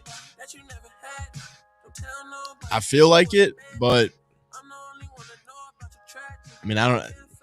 You obviously want him out there just as another body, but like, I feel like Tennessee has looked solid enough without him these last couple games to where I don't think he's like a, if he doesn't play, you're going to lose the game type of thing. But I think you'd obviously want a guy like that out there if you can have him. Yeah, the war room update from the guys over at VolQuest was non-committal. Basically, like, gotta see what he looks like at practice. Barnes earlier this week, non-committal, just saying he's progressing. I kind of feel like he's not going to play, and I'm not sure if that's even a bad thing against this Kentucky team, just because, as Eric writes in the chat, talking about Kentucky's three-point shooting, says it's so good because they have JP Estrella switching onto their guards. Like, that's kind of what happened to Tennessee down the stretch. The last game was, he said Estrella, but I thought Akpara had a magnet to him too, in terms of if he was guarding you, you got an attribute boost. And if he was guarding you, the three was going in. It kind of felt like that at times this year. So Kentucky likes to do a lot of space and pace and shoot threes. And I don't know if I want a healthy Felix Akpara chasing people around the perimeter, much less a injured, hobbled Felix Akpara. And he's a guy that you will need just down the stretch of the season. So, like, holding him out for one more game compared to losing him for 5 or 10 down the stretch or something like that is probably what you'd rather err on the side of. Now, with that being said, kind of tying it into the conversation we had about the football team, I do side with experience here in this regard too, and experience matters. And I think Dwayne Brown gives you some things.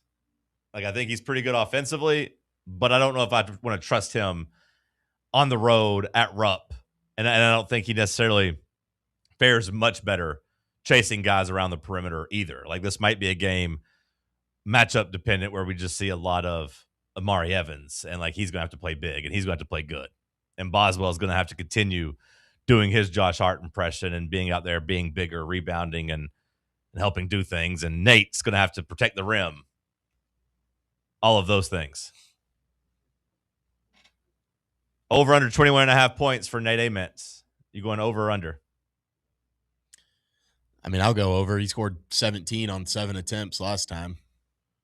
Yeah, and he needs to shoot the ball more. He needs to shoot the ball coming out with 15 points. Cody, over under 27.5. Nate Ament. Under. Yeah. He scored at least 22 points in 4 of his past 6 games. And over the 7-game stretch, he's averaging 22.1 a game and shooting 39.3% from 3 and getting to the line more than 9 times a game. It's a pretty good 7-game stretch. Yeah, the 3-point shooting, to me, a big part of that. Before this stretch, I want to say, was it 27% from 3? We're up to number 19 in the ESPN basketball power rankings. Nice. Thanks okay. to Nate Ament's performance. I like how Florida can just keep losing, and they're still just top 12 no matter what. We have the same record, I mean, I know they're better than us. They showed on the court that they were, but they just stay at number 12. They can just keep losing games. Yeah, I'm not going to get hung up on Florida right now because I do feel like they are pretty good. Yeah, but they got a lot of stinkers too. I mean, they're They have a lot of stinkers. Again, same record as us. I mean, I know they've been better than us at their best, but I'm not saying we're better than them. I'm just saying, like, it's like they don't get penalized at all for. They don't really have a lot of stinkers in SEC play. They lost to Missouri. I mean, that was their first game of SEC play, and then They got their ass kicked by Auburn at home. I call those stinkers. You don't think those are stinkers? I'll call the Florida game the Auburn game at home a stinker. Losing by 2 on the road, maybe not. All their other ones are like 20-point wins. I tell you who hadn't lost to Missouri, Tennessee Vols. That is true. I tell you who got their ass kicked by Florida. I tell you who didn't Tennessee lose. Vols. I tell you who didn't lose to TCU either. Tennessee Vols. I know somebody that beat Auburn at home too. That's right. Yep. We'll see if they can beat A&M. Nate Ament's shooting though, like, has been a big boost. Yeah, he's big boost. He's a pretty good player. And as Will Warren said, the confidence has been a big boost. Yep, I expect to go into Kentucky and win tomorrow. That's the plan. Maddie, how are you feeling about it? I think this is going to be one of the more exciting games of the year, just because I think there's a lot of build-up after how it ended last time. The way you lose in that second half, particularly how it ended down the stretch. I know Bishop was really kicking himself for the missed free throws down the stretch, but there's a lot of, I think, excitement and animosity going into this game. These are two teams that understand the situation, understand that this is a nationally televised game. But ultimately, Tennessee, as well as they've played as of recent, are really excited. And I think would rather play this game on the road and understand this kind of the magnitude of this game, is certainly at this point of the season, and will handle business. Tennessee should have won the game against Kentucky. Yes. You talked about Boswell kicking himself. I hope Jacoby Gillespie is kicking himself and champing at the bit for a chance at redemption, because he was the one that kind of blew the game with that really lazy turnover. Really lazy. And compounded it with a foul and one to give up the lead. So I'm hoping that he's got something to prove, and I'm hoping that Rick Barnes is really hammering that into his head, playing some good coaching mind games with him on how he has to be better. Something Will said I thought was interesting was, how many minutes do you play Jalen Carey? Which is a fair point, but at the same time, okay, well, are we playing Felix Okpara? That leaves JP, and then your backup is, well, you're kind of left, undersized. But I guess that's what you'd want against the Kentucky team. I want to be undersized against Kentucky. Like, it's not Florida where you're just going to battle big beefy men in the paint just hitting each other. We're not doing that. Like, against Kentucky, the backup to me, I'm fine with giving Carey some run, because, like I said, I do think experience matters on the road in college basketball, and Jalen Carey's at least not going to be afraid of the moment. Not saying that D. Wayne will be, but I have confidence that Jalen Carey will be fired up and ready to go. He had a good first half in that game too, particularly on the boards. I mean, I know he didn't rebound well in the second half. I want to say he hit his first 2 shots of the game. Then that means I believe he was 1 of 10, because I think he finished 3 of 12, so maybe 1 of 9. But I do think you give him a chance to go in there, be physical, set the tone, try to get some buckets. Maybe you get a good version of Jalen Carey. Maybe you get the version you got against Houston or you got against Syracuse, and he can steal you some points and play well. But I definitely don't want – if he doesn't show you from the get-go that he's going to play really well, I don't want to have him out there just because we feel like we have to have bigs out there. I'd rather go small at that point, because I do think back to that game against Kentucky, and we played pretty well when we were small, I thought. The most damning thing was Gillespie down the stretch, the turnover, and he missed a free throw. He had a chance to put us up 3 with a minute left, minute 15 left, and he missed a free throw.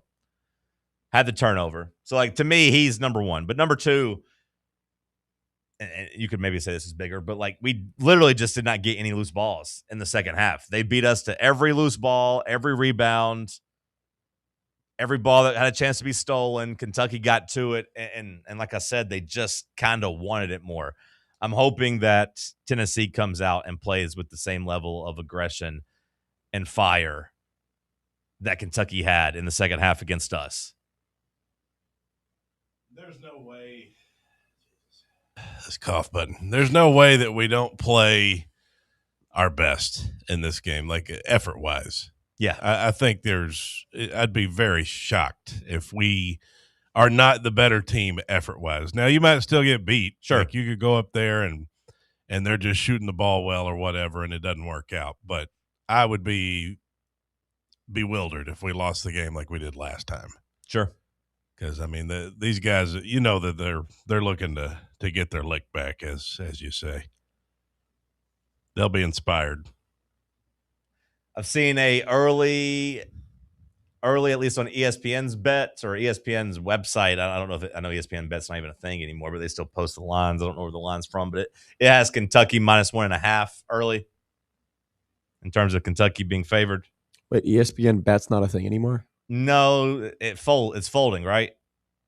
Nobody using it. Yeah, I'm pretty sure they pulled the plug on it. Shows you how little I bet. Yeah, I think they pulled the plug on it. And it might be open until the end of the Super Bowl or something, but like they announced they're pulling the plug on it. But they're showing Kentucky -1.5.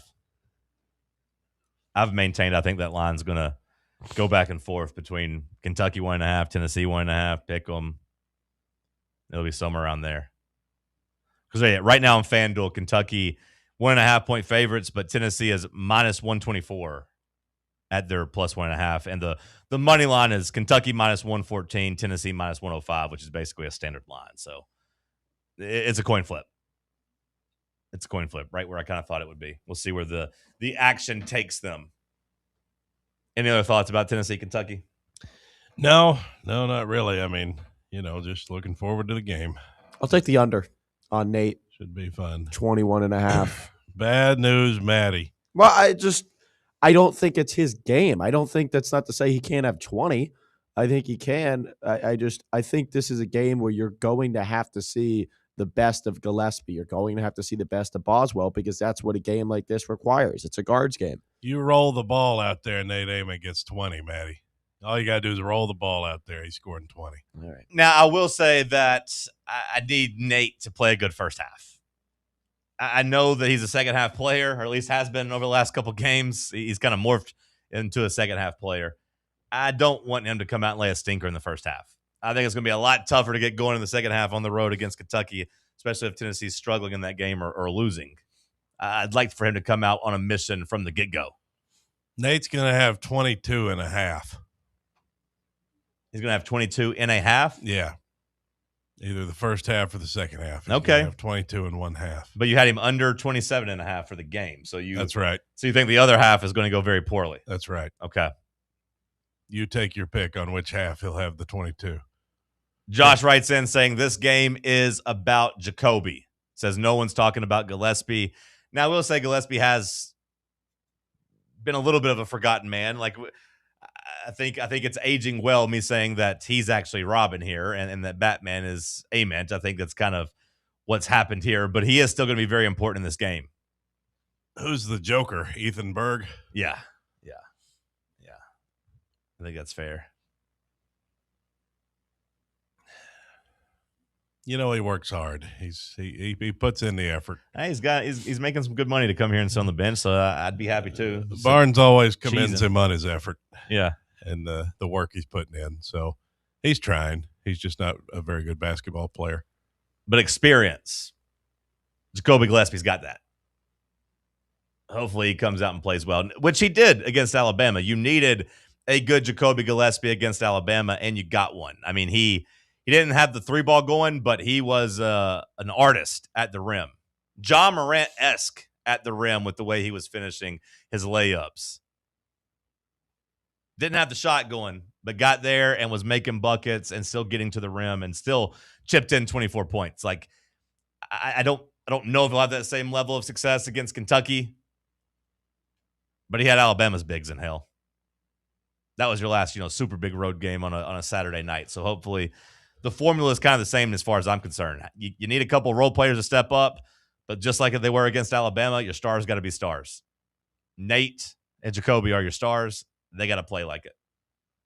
We'll switch gears on the other side. Let's talk sports on Fan Run Radio. Can't get enough Fan Run Radio? Download the free Fan Run app and take the best Tennessee sports conversations with you wherever you go. Hey Knoxville! Surfside iced tea and vodka, made with real brewed tea, is only 100 calories, 2 grams of sugar, with no bubbles and no troubles. That's right, zero carbonation, so it's easy to sip and enjoy. Headed to a game day or party at a friend's house? Bring an iced tea or lemonade variety pack from Surfside, or try their green tea and new raspberry tea vodka. Find the can with the sunset stripes this season. Surfside iced tea and vodka, sold at bars, restaurants, and stores near you. Surfside iced tea and vodka, sunshine in a can. Must be 21 or older. Enjoy responsibly.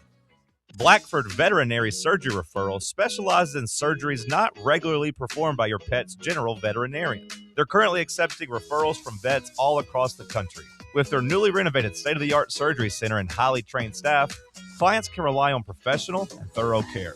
If your vet says that your pet needs surgery or rehab, ask for a referral to Blackford Vet and let them get your best friend back on its feet. Located conveniently in West Knoxville. For more information, visit blackfordvetsurgery.com.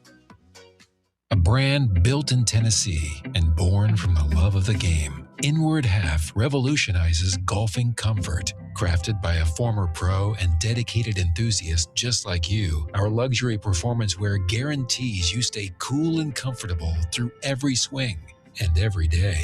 We're not just a brand. We've set out to create a lifestyle for those who understand that impeccable style and premium performance are a hole-in-one. Enjoy the walk-in with Inward Half. Hey, Vols fans, Cody Brown here.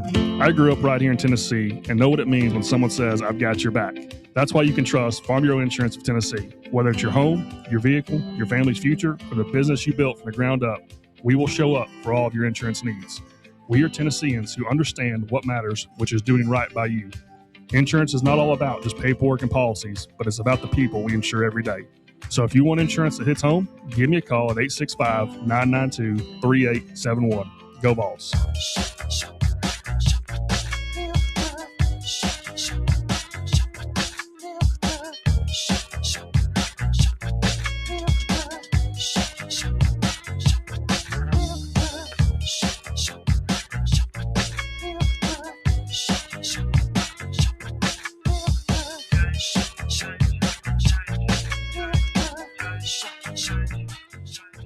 Over in the chat,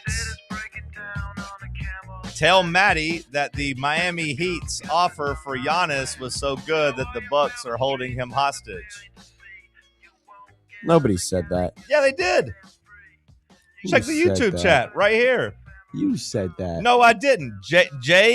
JCH Balla 34. Hey, John, tell Maddie that the Miami trade proposal was so good the Bucks kept Giannis hostage. Right here. All right. You calling me a liar? I'm looking at it right here. I'm pointing to it right here. Look, right here. Yeah. Right here. All right. Listen. All right. We'll have to wait till the summer. I'm going to do. I was wrong is how you start that. Listen. I'm going to get there. I'm going to get there. Let me wrong. get there in my authentic way, please. I'm going to get there. Okay. Was I wrong in the sense that he was going to get traded? Well, I said if he got traded. But yes, I was wrong. You were correct about your take on his value now versus the summer. I know we went at it on Twitter the other day. I was wrong, and you were right. Okay, so you take that for what it's worth. With that being said, the Bucks were never interested in trading him. They were just canvassing the market. And that whole franchise, that whole city, and Giannis himself is a joke. And they need to all grow up and do bigger and better things because it's a clown show over there. And I'm sick of it. I'm sick of him crying, not asking out. I'm sick of the Bucks for always just, making every poor decision at every turn. I'm done with it. They are a poverty organization. Sam, before I weigh in, I'll give you the floor if you have any Giannis Miami Bucks takes.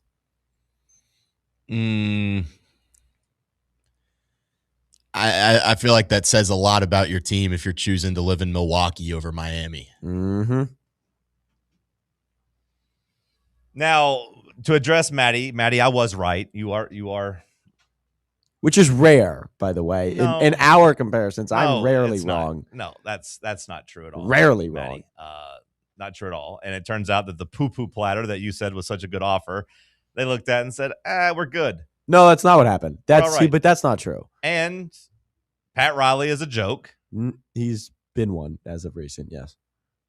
Pat Riley is the biggest fraud in sports for my money. No. Okay, he is. See, he's the biggest fraud in sports. We created this whole narrative about Pat Riley 15 years ago because he got LeBron and Bosh, because he put the rings down and said, look at these championship rings. And then LeBron and Bosh like, oh my God, yes, I'm sold. Never mind the fact that they just wanted to go play with Dwayne Wade and be in South Beach.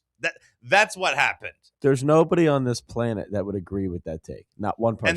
And that's completely fair. That is the most ludicrous, absurd take I might have ever heard in my entire lifetime. Then tell me what Pat Riley has done since then. Since, what are you talking about, 2006? 2011. Since LeBron and Bosh said, hey, we want to play with Dwayne Wade, and this is the best place to do it. And hey, being at the beach at age 26 would be pretty fun. Right. Tell me what Pat Riley has done since then. Sure. In 16 or 15, he set the record for the best second half of the season in NBA history. In 2020, he went to the NBA. What did Pat Riley do there? With underperforming players that he scouted out of nowhere. Oh, that year. The year that then led to him. They ended up being 500. Right. But then they gave big contracts to, who was it? Hassan Whiteside and Dion Waiters. And Wade left. Yeah, and he gave them all that money. So that was a great move. Ruining their assets. You asked the question, I'm getting to it. Well, I know, but I'm just going to go point by point. Fine, we can go point by point. 2016 is a terrible decision because they ruined their draft stock. They still didn't make the playoffs. Yeah. And then he gave big contracts to Dion Waiters and Hassan Whiteside and maybe even Josh Richardson. I believe they gave a big contract. That was deservedly so. Yeah. But that was, So that's an X on Pat Riley. Keep going. In 2020, they went to the NBA Finals with your second best player at the time. Mickey Mouse appearance. No, not Mickey Mouse appearance. Don't do that. That's right. It's not Mickey Mouse appearance because it was the hardest finals in the history of the NBA. But that's beside the point. Goofy was on the sideline. Your second best player was Goran Dragic in that entire series, that entire playoffs, and they went to the NBA Finals. But fine, take that as your Mickey Mouse ring. 2 years later, Donald Duck was the loudest cheering fan. 2 years later, the Miami Heat led the league in most games missed by injury and finished number 1 in the Eastern Conference, went to the conference finals, and went to 7 games against Boston. What happened there? Okay, lost in the conference. My point is, who were the players on that team? The players that this team gets, the players that they pull out of the middle of nowhere in order to develop, to turn into somebody of importance, is what has made Miami not only the culture that they are, but the staple in not only basketball in the NBA, but in sports. And then in 2023, they went to the NBA Finals with Caleb Martin as their second best player. So I don't want to hear it when you say Pat Riley hasn't done anything, because he's led the charge on the culture and development of one of the greatest franchises in sports. To me, that's also a little bit of a asterisk because like Giannis got hurt. You're going to have an asterisk Giannis got hurt. Anything. Everyone got hurt to open up that path. Giannis missed 2 games. Yeah. What else you got? Yeah. Who else got hurt? Jimmy Butler was hurt. They didn't have Tyler Hero. They missed Tyler Hero the entire time. Well, that should ring a bell for you that Tyler Hero maybe not very good. Yeah, he was an all-star. If they're better without him, that should tell you he was an all-star last year. Maybe we shouldn't give Tyler Hero. He was the third best player on a team that went to the finals. Pat Riley is known for, hey, trust me, guys, we're going to get that superstar. Yeah, trust me. Kevin Durant. I don't disagree with that. Kevin Durant's coming here. Just trust me. I'm the Godfather. I'm going to get Kevin Durant. I don't disagree. Donovan Mitchell. No, we're getting Donovan Mitchell. I promise. We're going to get Donovan Mitchell. Trust me. I'm the Godfather. I'm going to get it. I don't disagree. Dame Lillard. Dame Lillard's going to force his way here. Trust me, I'm the Godfather. I'm going to get it done. No. Kyrie. Yeah. Don't forget Kyrie. James Magic Johnson. Magic Johnson. I'm going to bring him back. Trust me, I'm the Godfather. Giannis. No, trust me, I'm going to get you Giannis. Now, never mind the fact that everyone knows that Giannis was on the verge of being unhappy, and the best offer they could come up with was a bunch of random parts that they're trying to convince you is good. Hey, here's Khalil Ware. Trust me, guys, I promise. He's a very good prospect. He's a very good asset. Why don't you guys play him in the second half? Why does he only get 15 minutes a game? Well, that's besides the question. Never mind that. Never mind the fact we can't play him. He only gets to play 15 minutes a game. We promise you he's really, really good. Here's Jaime Jaquez, who's like 27. I know we tried to get rid of him last year, but trust me, he's really, really good. Tyler Hero, no, we don't want to pay him, but you want to pay him. He's really, really good. And here's a couple of spare draft picks that aren't going to be very good either because we haven't, accumulated a bunch of assets like other teams would, like other GMs. The offer Pat was Riley, the best one on the kind of a table fraud. given the situation. I'm not saying that going into the summer that's going to be the best offer because certainly it'll be more competitive. And never mind the fact I didn't even bring up during this Pat Riley trial that he ran LeBron off. He had a lot to do with why LeBron left. He ran LeBron off and ruined his franchise there. He could have kept LeBron. I him stand off. by that, though. You know, that's how you keep a culture. You take the man's cookies away. He ran Dwayne Wade off too. No, he didn't. No. Dwayne Wade was running around hanging out with the Utah Jazz is what he was doing. He was like, hey, I'm going to be a part Jazz owner. I'm going to become a Jazz fan. Yeah. That's what I'm going to do. He turned his back on the Heat. Pat Riley benefited because he's got South Beach in the backyard. LeBron and Wade wanted to play together. And then he benefited that Jimmy Butler was a psycho that said, I only want to go to Miami and made it uncomfortable. So they were to get Jimmy Butler for Josh Richardson, was able to get him for peanuts. Yeah. And Hassan Whiteside. Yeah. Two bums, and was able to go there starters. and benefit from Jimmy Butler. But outside of that, Pat Riley, kind of a fraud. Okay, well, how do you explain 2006? You should look up the conspiracy about how it was rigged. Oh my God. It was rigged. The conspiracy. Mark Cuban said it was fixed. I understand what Mark Cuban said. Let me ask you something. Fixed. You ever heard of Tim Donaghy? Do you have a hatred towards Miami I don't know about? I What's do. your deal with the Heat? do. I've never been aware of this. Part of it is because of Pat Riley being a fraud. That's a big part of it. He's got an ex-girlfriend who's a big booty Puerto Rican woman. Yeah. She was the one who got away. Yeah. Yeah. That's not true. But the Heat, I never really liked Dwayne Wade either, just falling down all the damn time, just always falling down. Wow. I mean, Pat Riley with the Lakers. He was only the third best shooting guard ever and maybe the best two-way player ever, two-guard ever. But no, he's not. Well, he did lead NBA all time in blocks by a guard. That's fine. There's more to playing defense than just getting block shots. Yeah, but I made that same argument to you last week, and you told me I was wrong. About what? I said that not everything is on a stat sheet. Sometimes there are things that are outside of the stat sheet that are called intangibles, which maybe you're not aware of. I love intangibles. No one loves intangibles more than me. No, that's not true. I love intangibles more than everybody. I'm just saying simply block shots and steals don't tell you how good of a That's defender. why you like C.J. McCollum, because he's all really like points CJ McCollum. and flash. No, I don't like C.J. McCollum. I just told you that he dropped 26 on your boy's head. He came down there and beat the Heat's ass is what I told you he did. But either way, Dwayne Wade, third best two guard ever. Yeah, okay, maybe. That's fine. I'm not going to argue that. Well, you couldn't. There wouldn't be an argument. Well, if you're looking at careers, you could. No. There's not even close. There's the 3, and then that's it. 4 is a drop-off. And it's probably Harden at 4, and his career's horrible if you look at it just from a championship perspective. Well, from a championship perspective, sure. But, yeah, I mean, if you boil it down just to championships. Yeah. So that argument. Well, Harden's been better for longer. Yeah, that argument's over. Next. I'm not arguing it. I'm not. I just said I don't like Dwayne I Wade. just didn't know that. I thought you were arguing because you just enjoy arguing with the guy that has more to say than anybody. I didn't know you were actually a hater of Miami franchises, particularly the Heat. I don't like the Heat.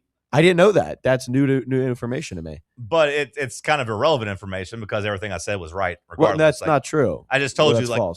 from a practicality standpoint, it made no sense for the Bucks to trade Giannis during the season. I don't disagree. Well, you do. You did disagree. Now you don't. Correct. I was wrong. Yeah. But about everything else you said about why Pat Riley's a fraud, you could not have been more He's the only far team off. in the East that didn't make a trade. I didn't make one trade. Who cares? I mean, He didn't try to improve the team at all. He's a fraud. yeah, because he's saving the same assets he would have had to trade because he's probably going to go after Giannis in the summer, which I don't necessarily agree with. Well, but then, Matty, how about this? How about he trades some of his players now to get more assets for the summer because it's going to be a bidding war for Giannis. And now the Heat are going to go back to the table in the summer broke again without assets. Who do you trade? You trade Andrew Wiggins. Hey, give me a first round pick for Andrew Wiggins. Boom, there's an extra asset to go get Giannis. And then Andrew Wiggins accepts his player option, and then you can't use him in a trade. Trade Tyler Hero. Boom. There you go. Do something. It's not how that works. Quit pretending that Bam Adebayo is good. Adebayo. Out of the Bayou. Yeah. It's Adebayo. Yeah, I know. I got Kendrick Perkins there. Unfortunately, that's not how any Trade of that Bam. works. Get more assets. But I do respect something you with for Khalil trying. Ware. Hell, at least get you a John Morant. They were trying to give John Morant away for free. Go No, get they John Morant. weren't. But that's not true. See, now again, we're spewing lies. No, that's no, not no. true. His value was negative. The report this morning came out said he had negative value per other teams. Memphis would not attach picks in order to trade him. What the report actually was is that, one team they were dealing with asked them to include a pick. I wonder who that was. I wonder which Godfather GM thinks that he's in control, the maestro of the NBA that said, Memphis, we'll take your star, but I'm notoriously cheap. How about you pay me a pick to take this player? That was the value around the league. I wonder who that was, Matty. That was the value around the league. Do you And if think it's it was any watch, you know that the Heat have gotten stiffed on this Terry Rozier Do you think thing. it was maybe No, Pat I don't Riley? think. I don't think it was the Heat. I do not. Oh, that's a good point. Thank you for bringing up Terry Rozier. Okay, here we go. Here's the Godfather, Sam. I'm going to give up a first-round pick for a guy being investigated. Well, he didn't know by that. the That's the FBI. whole point. He didn't know that. Nobody knew that. In no world, Matty, should Terry Rozier been worth a first-round pick regardless. He wasn't. He was the second best scorer on that team, and he's exactly what the Heat needed at the time. Oh, Terry Rozier's never been exactly what anybody needs other than a guy that's seen You're some right. trouble He didn't with the lead mob. Boston without Kyrie Irving to Game 7 of the Conference Finals versus who the greatest player of all time. said and he LeBron led them James there? included. He did.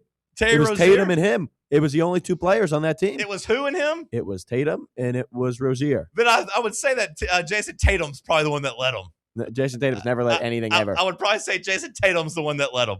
He's never led anything ever. But yes, thank you for bringing that up. Pat Riley, brilliant. Here's No, a but first he round got- pick. you know Here's that a the first round whole pick for a point- guy going to prison. No, you know that the whole point of this debacle is that he didn't know he was being investigated, and that should they do an investigation, which they're doing right now, the Heat should get some sort of compensation because the league and Charlotte did not disclose to the Heat that he was being investigated for fraud. Hell, they gave him a get out of jail free card and was going to let you trade the salary at least. Yeah, and that's use it. where we agree. That's where I find frustration in what the Heat didn't do yesterday. Because Pat Riley is a fraud. No, it's because the Bucks made us wait till the last hour to say, "Hey, we're not trading our guy," I love leaving that- us with nothing left. I love that you're claiming Terry Rozier led the He did? Celtics. Oh, you don't do that. He came off the damn bench. First of he all, was a bench player that year. What are you talking about? He was the are you confused? second best player on that team with a Kyrie Irving-less Boston that went to Game 7 against the Cleveland Cavaliers to LeBron, who maybe was in his best year.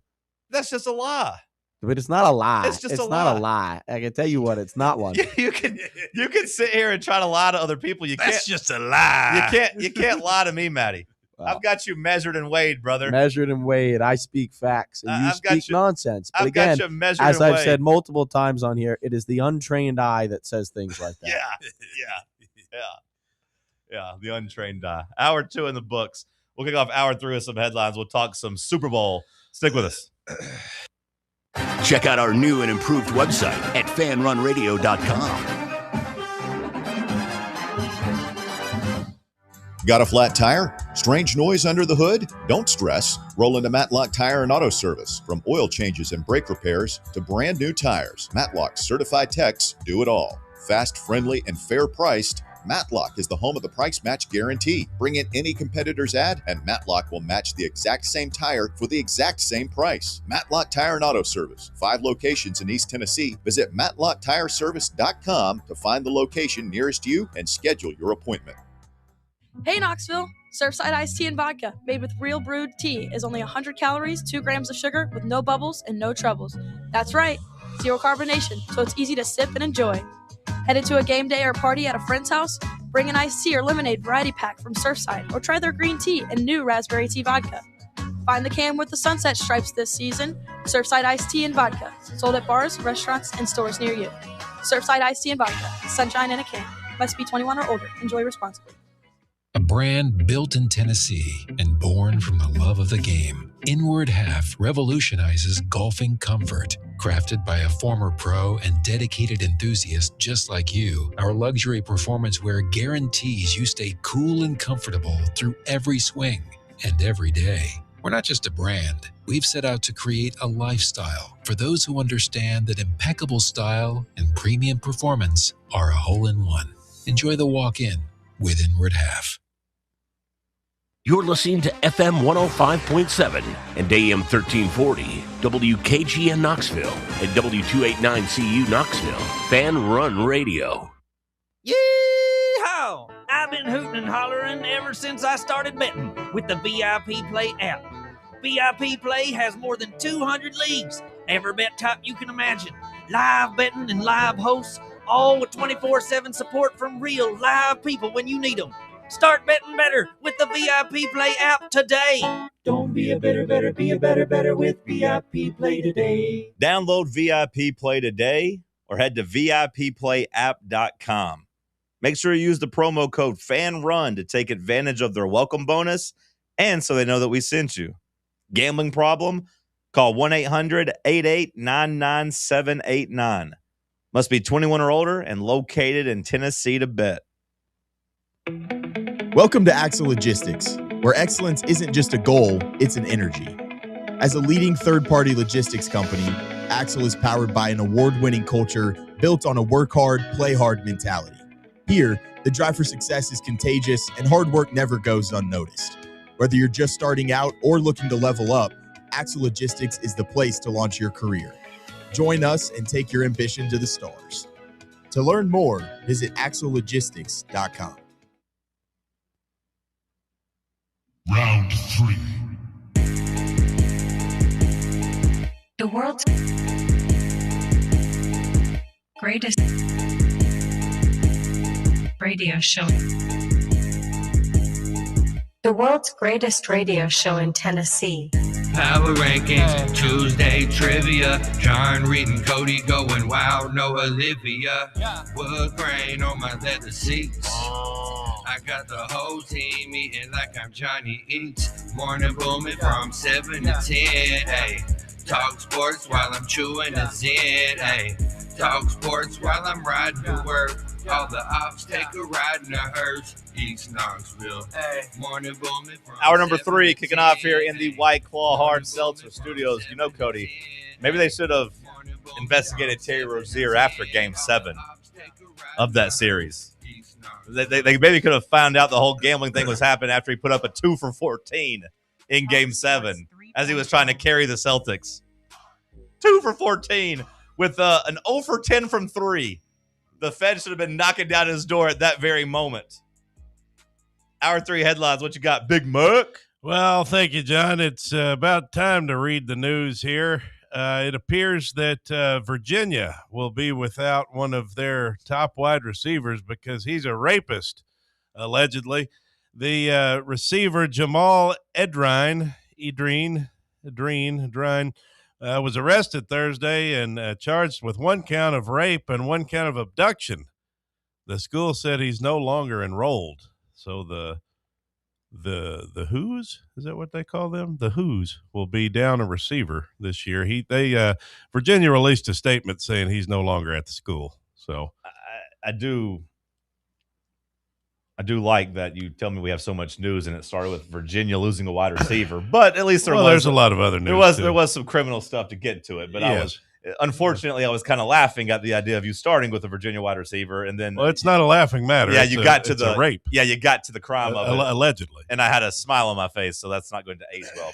That's not going to look good on camera. Cut that out of the video for me, Maddie, please. The SEC has distributed more than $1 billion to its schools for the last season, the last football season.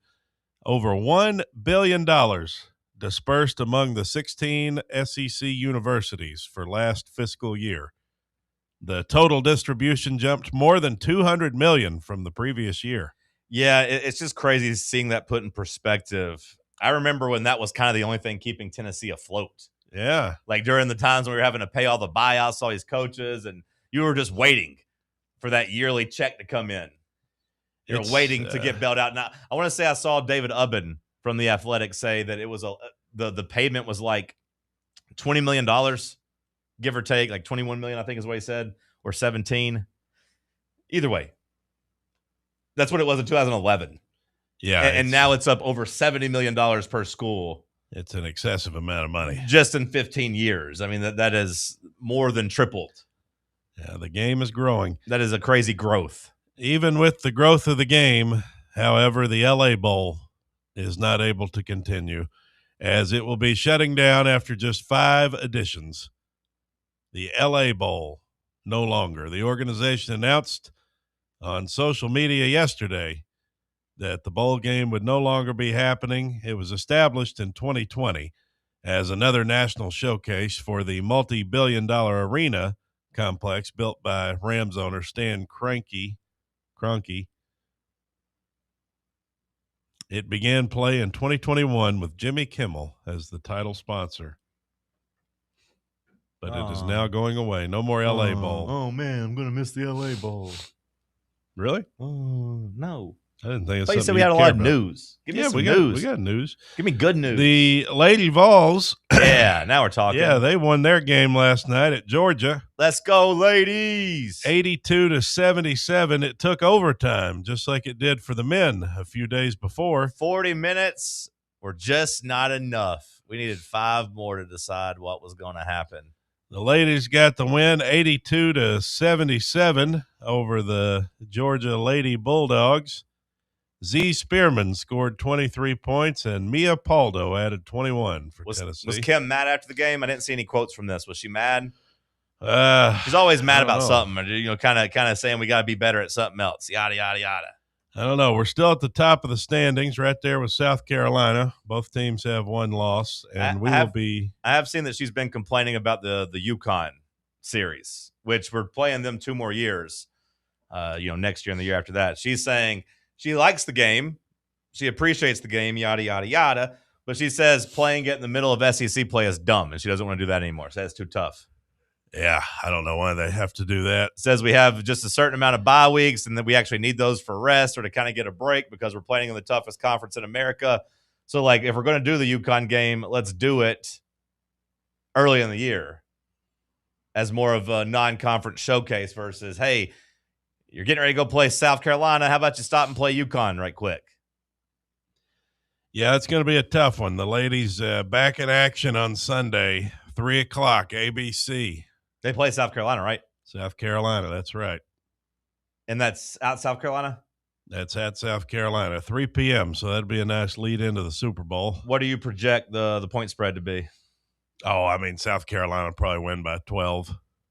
You said they're going to win by 12 or they're going to be favored by 12? I don't know, but they'll probably win by 12. Okay. Sam, what is your guess for the spread there? Might win by more than that. Keep in mind we were 28.5-point underdogs against UConn. Let's go minus 25. Really? Is South Carolina like a juggernaut again? I mean, I know they're always good, but are they? I just went off of the UConn line. Then I'm assuming that South Carolina's as good as UConn, and I don't think they're as good as UConn because UConn's undefeated and UConn's the national champion, all that. But South Carolina is 23-2. So they are number 3 in the country. They've lost 2 games though, including one in the SEC. So they're not the same level of dominant. They lost at Oklahoma by 12, which is kind of surprising. I would imagine it's I think Oklahoma's pretty good. Well, I know, but still to lose by 12. Yeah. Oklahoma is, I think, a really solid team too. But just to lose by 12, that's not really what I think of when I think of South Carolina. I will guess that it'll probably be Cody's 12.5 is probably about right. We have an updated bracketology. Gonzaga has fallen to a 3 seed. Okay, I figured that loss was bad enough for at least 1 seed. I thought it might be bad enough for 2. Yeah, they've only fallen 1 spot down to the 3 line now after that embarrassing loss the other day. They only fell a couple spots in the net ranking too. That's kind of surprising. Although I guess it was only a quad 3 loss. I thought it would have been quad 4 when I saw that Portland was ranked 230. But I guess it's still quad 3, which seems dumb. Tennessee currently slated as a 5 seed still. Okay. So no improvement for us. We are a 5 playing the 12th seeded Tulsa. And if we were to win that matchup, we could be playing number 4 seed Michigan State. How about that? Going against Tom Izzo in the second round. How would you feel about that, Sam? I'd be scared. Little Izzo ball if we had to play them. They're the number 10 team right now on KenPom. So, I think they'd be a little underseeded. I wouldn't love it. No, yeah. I wouldn't love it. Yeah, that wouldn't feel good. Plenty of time for that to sort itself out. Sure. Tennessee's not going to be a 5 seed. We're going to play our way at least to a 4. Greg Sankey is supporting the NCAA. Yeah. Against Charles Bediako. That seemed kind of surprising that he came out and put his name on it. Yeah, Sankey signed an affidavit supporting the NCAA in the suit against Charles Bediako, the Alabama player, of course, who has been playing despite his former professional level play. He basically came out and said, "Yeah, we can't do this. We gotta have an end date, a logical end date for these guys' career to end. We can't just keep suing and putting all this into question." I would say, do you think Do you think that every school kind of agrees? Because I think most fans agree. Like, and I think even though Alabama's trying to take advantage of it, I do think Nate Oates, if asked about this, he would probably be like, yeah, well, this should be against the rules, but we're taking advantage of the rules as they are in place. Like, hey, this ain't great. It's not ethical, but it's not illegal. So we're going to do it. Sorry. It's like a tax loophole for billionaires. Like, most billionaires probably like, we probably could pay a couple more taxes. It's fine, but hell, as long as we don't have to, ain't going to. Because I feel like this is kind of a universal thing. Most fans, I'd say the vast majority of fans are like, you know what? We don't want players playing until they're 24 or 25. I'd say almost all fans would be like, hey, Bediako, you shouldn't be playing. Also, at the same time, Ethan Berg, you're a little too old and you played professional basketball. I think we'd be fine if we just said no professional European players get to come over. I think the fans would all be like, that's good. I wonder how the coaches feel in the schools. Build the wall on the East Coast. I mean, you had John Summerall joking in his press conference about bringing Tim Tebow back. Like, I think it's even and that was transitioning funny. into from basketball to football type of thing. It's not just basketball coaches commenting on a basketball situation. Yeah. Well, Kelvin Sampson's got a basketball situation. His quote, "We're poor. Houston is unable to sign more recruits because the school's athletic department is, quote, very poor," says Kelvin Sampson. "We have a very poor athletic department. We're poor. We were poor when I got here, and we're still poor. We probably have the lowest budget of anybody in the Power Four. The way our recruiting is going, we have to stop at some point because we don't have the money to keep bringing in good players." So does Houston not get the Texas old man rub, I guess? I guess not. Because, I mean, like, SMU's got rich boosters.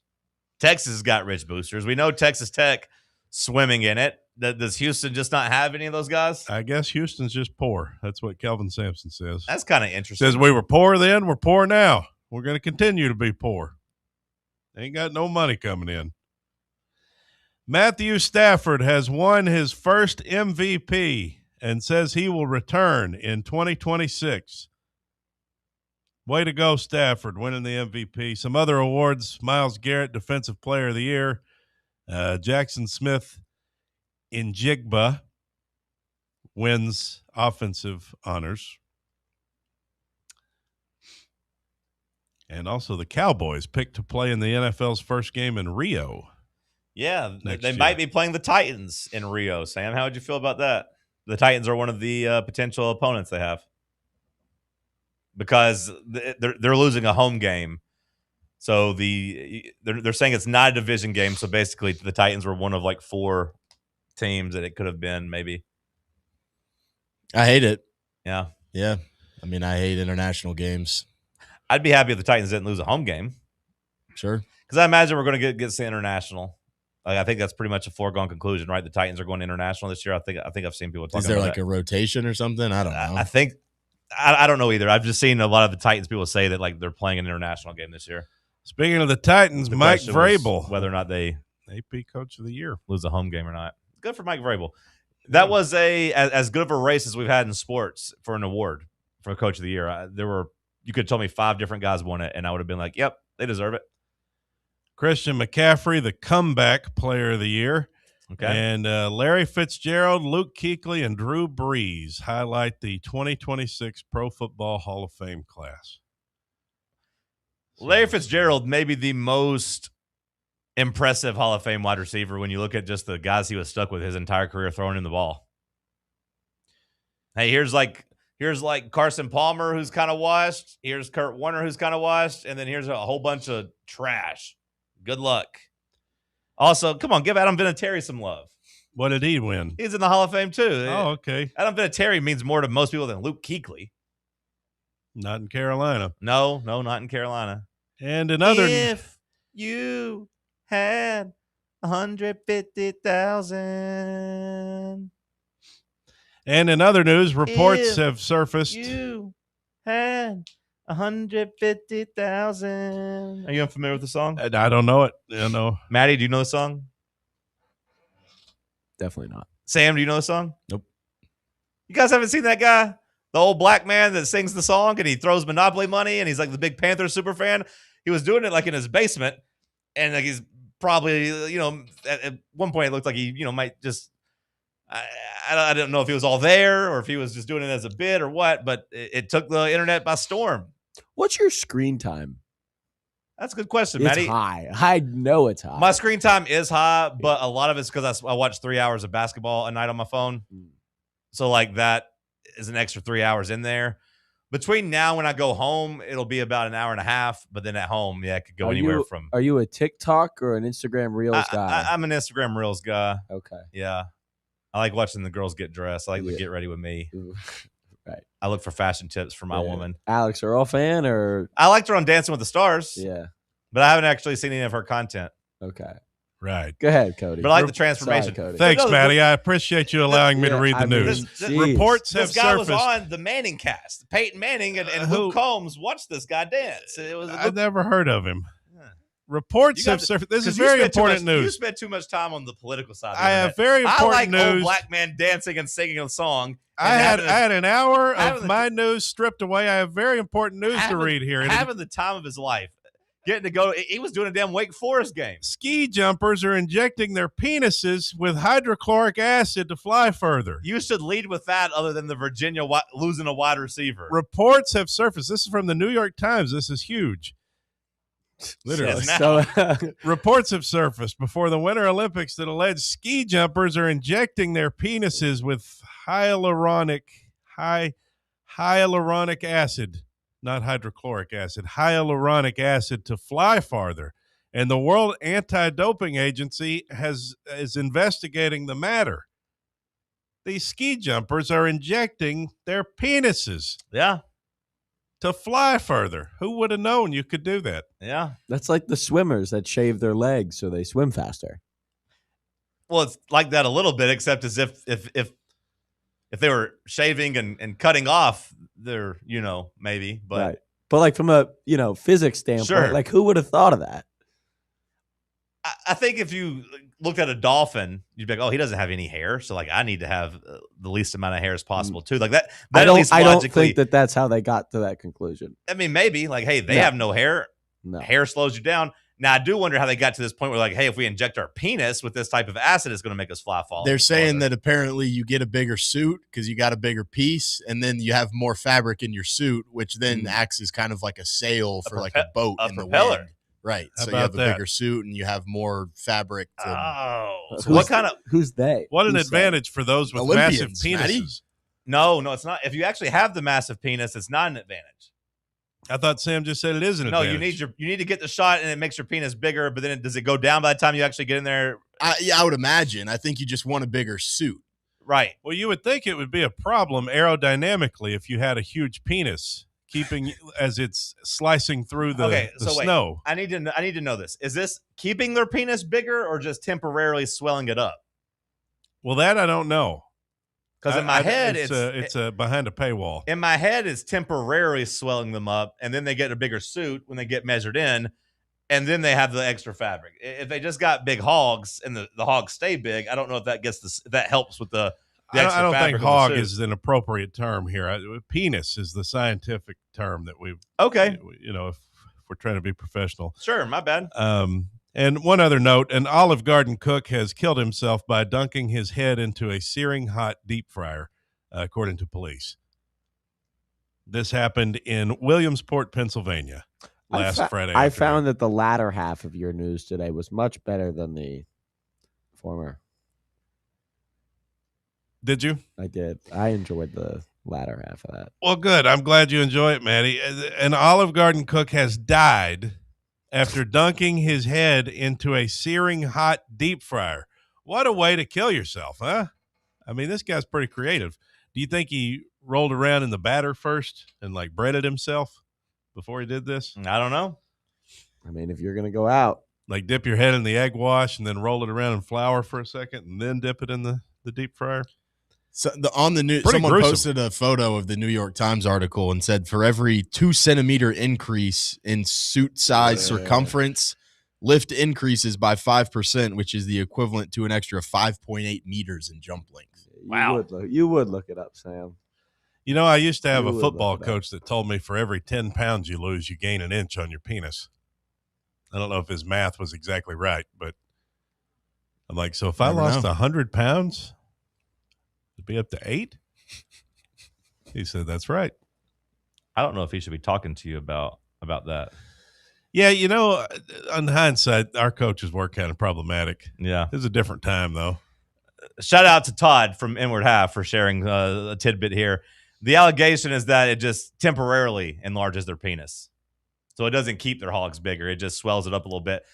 I would imagine this is a much bigger story if you could just if you could That's do this true. and it was permanent. That's true. You're right about that. That we'd be treating this completely different. This would not be a scandal. This would be a medical breakthrough. This guy would get the Nobel Peace Prize if he had figured out a way to make people's penis actually bigger and keep it that way. And by Peace Prize, you mean PIECE prize.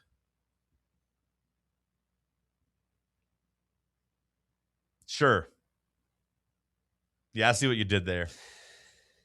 I wonder if you could take this as like Blue Chew or something. Could you just do this instead, like before a night out at the club? See, that's just making you.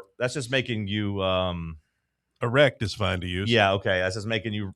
It's scientific. Ready to go.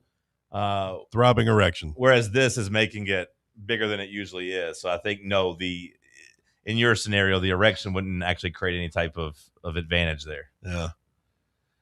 Well, you know what? I got to say, I view this the way I view the steroids era of baseball. If everybody is injecting their penis to fly farther, who cares? Let's just see how far these guys can go. Yeah. See who's willing to put in the most effort. I don't really care that Barry Bonds was on steroids because every pitcher Barry Bonds went up against was also on steroids. I just want to know Maddox. how down bad one ski jumper was to be like, man, I got to get an extra 5 meters on this jump. How do I do this? And they got all the way down to this. I would Good like to idea. know. Look, man, winning a gold medal sets you up for life. Yeah. They can take it away from you, I guess, but would winning the gold medal be worth it if you knew that it was because you took a shot in your penis? I don't know. Yes. It's a gold medal. Of course it would be worth it. You get a gold medal and a bigger penis. That to you is Again, it's win? just temporary. It's just temporary. Yeah, though. but that for the time being, if I'm gonna go ski jump and then I got a nice evening later, that's win-win. I don't even know if you can use it after you get the shot in there. Well, It how would long be does it nice last? when they take the pictures of you up on the stand with the gold medal and you get that big outline. You got a big medal hanging from your neck and that big outline in your pants. I look at it as the opposite. I look at this as becoming you were a well-off man. You had a little bit of money, you're okay, but then you had a taste of being like a billionaire for like a day, and then you went back to being just a regular guy after that. You'd probably be like, man, all of a sudden, making $100,000 a year ain't near as cool as I thought it was. I don't have any money. I'm poor. Like Calvin Sampson. Yeah, I'm poor. Help Calvin me. Sampson could use a penis injection. Whereas if you just never knew what it felt like to be a billionaire, you'd be okay. You'd be happy. Or maybe, is it better to have had an enlarged penis than never had a large penis at all? I don't know. That's what they say. It's better to have loved and lost. Yeah. You don't have to spell it out, Kool-Aid man. Never have lost. The audience gets the joke. They understand the reference. Uh-huh. Yeah, they get it. I don't know if they did get it. They got it. They understood. It's better to love and lost than never lost at all. Yeah. I know. That's what it is. The audience gets it. They're smart. No, some of them. Oh, yeah. Not all of them. We'll talk some Super Bowl coming up next.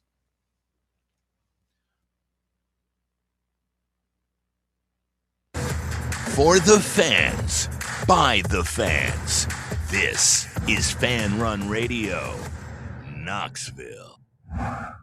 What kind of day is it? It's a White Claw day. Light and refreshing tasting, uniquely cold wave filtered. There's an iconic flavor for everyone. Come on, grab a pack. White Claw. Grab life by the claw. Please drink responsibly. Hard seltzer with flavor. White Claw Seltzer Works, Chicago, Illinois. At Knoxville Insurance Group, they understand the challenges many consumers face when searching for insurance coverage. That's why whether it's for you, your family, or your business, they create a coverage plan specifically for your unique needs. Knoxville Insurance Group is an independent firm, which means they aren't beholden to just one insurance company. They search multiple companies acting as your negotiator to find you the best possible policy and price. Start a quote in minutes at KnoxvilleInsuranceGroup.com or call them today at 865-694-9788. Running a business, coaching a team, planning your next big event, you need more than just gear. You need SM Athletics and Logo Solutions. Custom uniforms, branded apparel, promotional products, done right, done fast, and built to show off your brand with pride. From local businesses to high schools to major universities, SM Athletics is trusted by winners. Get real service, get real quality, get noticed. SM Athletics and Logo Solutions, where your brand comes to life. Visit smathletics.com and let's build something great together. Hey, Vols fans, Cody Brown here.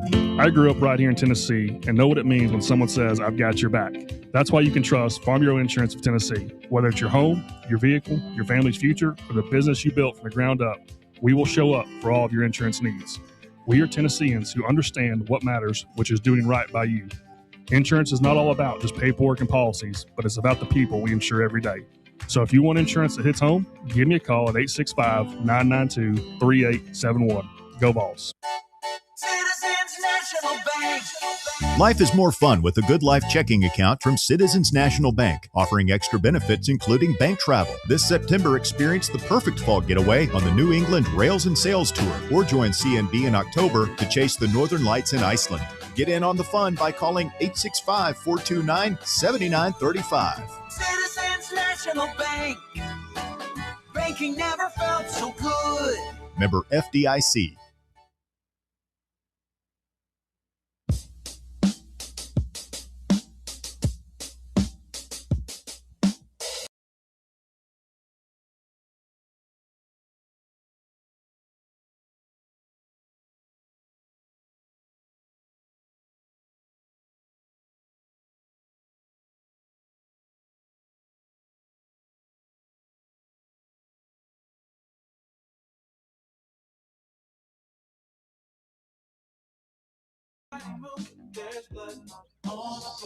Super Bowl? Super Bowl. Use promo code FANRUN, all caps, over at VIP Play.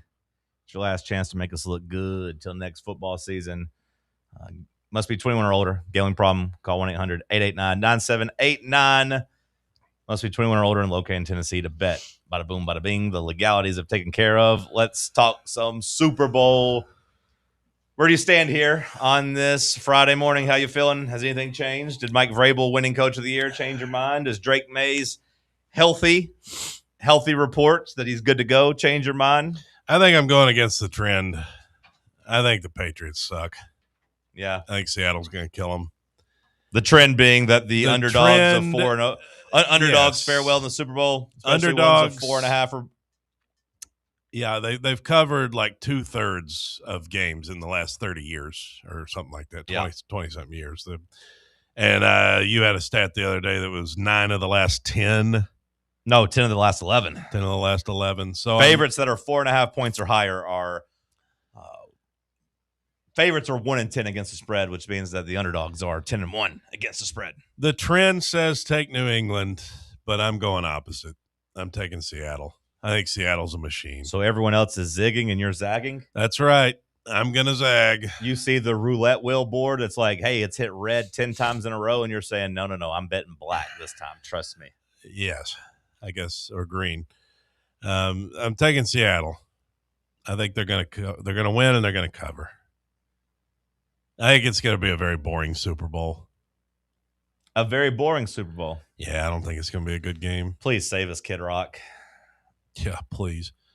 Turning Point USA is the only thing we got to look forward to. It's going to be like... Not a Bad Bunny guy? Oh, no, I like Bad Bunny. I would think you would. I don't really... I mean, I don't speak Spanish, so I can't understand the songs. I do wish he had some songs in English just for my own personal pleasure, but I can appreciate the showmanship the guy has. He's a superstar. I'm sure your former lady friend's excited about Bad There'll Bunny. be some big booty Latinos on stage dancing, and I appreciate that. Latinos or Latinas? Latinas and Latinos probably. But I do feel like the whole Bad Bunny thing, it's been a little bit of Shakira erasure. Because it's our first Spanish-speaking performer. I'm like, well, Shakira speaks Spanish. She just has a little English, too. A little bit of erasure for her. But either way, no, I'll watch Bad Bunny. But Kid Rock's our only hope of uniting the country. Bringing everybody together to watch a good Super Bowl performance. It would make more sense if the game was in Miami. But I always like when they do somebody that's somewhat localized to that area. A little local flair. But I don't know who you get for San Francisco. I don't really know any artists. I mean, Journey, but they're not going to get Journey, obviously. So Keek the Sneak? I don't know who that is. Too Short? Justin Bieber? He's from Canada. Oh, yeah. No, you're right. I don't know any San Francisco artists. I just gave you a couple. Keek the Sneak. Right, but those are not real. Too short. Those are not people who can play the Super Bowl. Super Duper Ivy. You got to have somebody that can play the Super Bowl. You know what I'm saying? Yeah. Do you know what I am saying? I feel you, dog.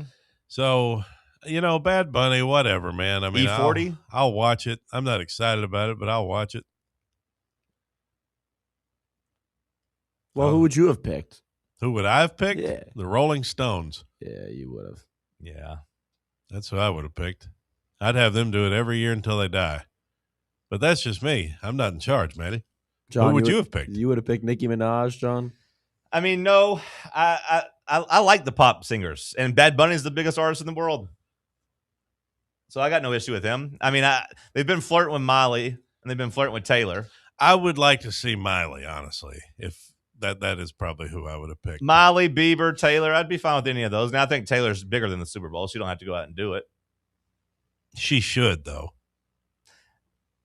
I don't think she as a thank you to all of her new fans. I don't think she should do it while Travis is still playing. That would be a good one. Hell, Cardi B's going to be in the building watching her man Stephon Diggs. Bring Cardi B down. Let her do a song, Bad Bunny. Don't need to see her. Who would you have picked, Matty? Well, I think just because of last year, you follow it up with Drake would have been fantastic, but he has said he'll never do it. Yeah. How about Kanye? Kanye. He is back. Kanye apologized for all the anti-Jew stuff. Yeah, but he did well. William, I think it was William. William showed me a video of him at his concert in Mexico. He's back. He was doing a big concert in Mexico, and it was a huge crowd, and he was performing well. He was moving around pretty good. I don't know if he'll ever have enough redemption to go back and do it, though. I think that's past. He probably doesn't have enough juice, does he? He's got enough juice. If Usher had enough juice, Kanye still got enough juice. Well, Travis Scott would be good. What? Yeah. Travis Scott. He ruined WrestleMania. Yeah, he ruined WrestleMania. Great call by you. He did. Right. And also, like, he got those kids killed. I don't need him getting. I don't. Yeah. Oh, he definitely he ruined the lead up to WrestleMania too with that damn song, and then he came out at WrestleMania and sucked at that too. So is he saying theme or fiend? Fiend. That's the name of the song. Fiend. No, Fiend. you're both wrong. Fiend. Is it not? It's fiend. Is it not fiend? No, fiend. F-E-I-N. Fiend. Is that? There's no D at the end of it. There's no D. Oh, okay. I mean, God, can That's not anybody that write big a of song? That's not that big of a miss. At least I knew it was fiend. Oh, who Fiend. cares? Can we get anybody that can write a song? And I will say, Matty, when it comes to being the old music guy, like I will say that it does come for all of us. Because when I hear Travis Scott, I'm like, you know what? I don't get the appeal here. I get Like, it. How about Kid Cudi? Have him do it. I don't like Kid Cudi Let's really. get either. Dua Lipa out there. Yes. There you go. How about that? Yeah. We should Would that totally be your number do one that. pick, Sam? Mm-hmm. That would be my number one pick. I'm changing. Does she have the bops to do it? Does she have enough bops to do cares? it? Doesn't matter, brother. Well, I mean, I just think Bad Bunny's going to have girls on there that are Can you just stop attractive saying as Dua Lipa. I would inject my penis if I saw Dua Lipa do the halftime show. I'd do what those skiers are doing. I think the old allegations on that side of the wall remain true. What's that? You guys are so out of touch. Oh, Oh, we're so out of touch. Well, he wants the Rolling Stones. So, I mean, that he is out well, that of was touch. kind of Yeah. a joke. I don't think it was. I mean, I'd watch it, but it was kind of a joke. I don't think Dua Lipa has enough hits, personally. What's your explore page, John? Like when you look at Instagram. On Instagram? Yeah, like what is the Told you, it's a lot of getting ready. I look for fashion Big tips. bootied Latina women. It's a lot of getting ready. I like watching people get ready. And then it's a lot of wrestling clips, a lot of interviews from that, some football highlights. Let me check. Let's see here. And I'm just joking. I don't watch girls get ready anymore. That was the old me. That was the old That was the old me. I got a lot of stuff for the traders right now. So this is what's her name? Lisa. Big Lisa, the legend on traders. Her and her husband. I've got a lot of their stuff because I like them. This is a power couple here I can get behind. That's what my explore page is right now. Look at this shirt right here. This guy's stylish. Both of them. What are you guys doing Goals. for the Super Bowl? I will be traveling back from ETSU for basketball because we play there on Sunday. You're not watching the Super Bowl? No, I'll be back right in time, but I have not made plans just because I don't know the logistics. What time's your game, Matty? 11. 11 a.m.? Yeah. Oh, you got plenty of time. Yeah. Are you it's playing? It's 2 games. I am playing. Do you have friends? Not many, no. Okay, Sam, what are you doing for the Super Bowl? Out in Arizona, probably watching it at some bar or something. I think like that. last year we watched the Super Bowl together. We did. I went over. Yeah, I went to your Super Bowl party. Sam, You having a I Super tried Bowl your party, gravy. Cody?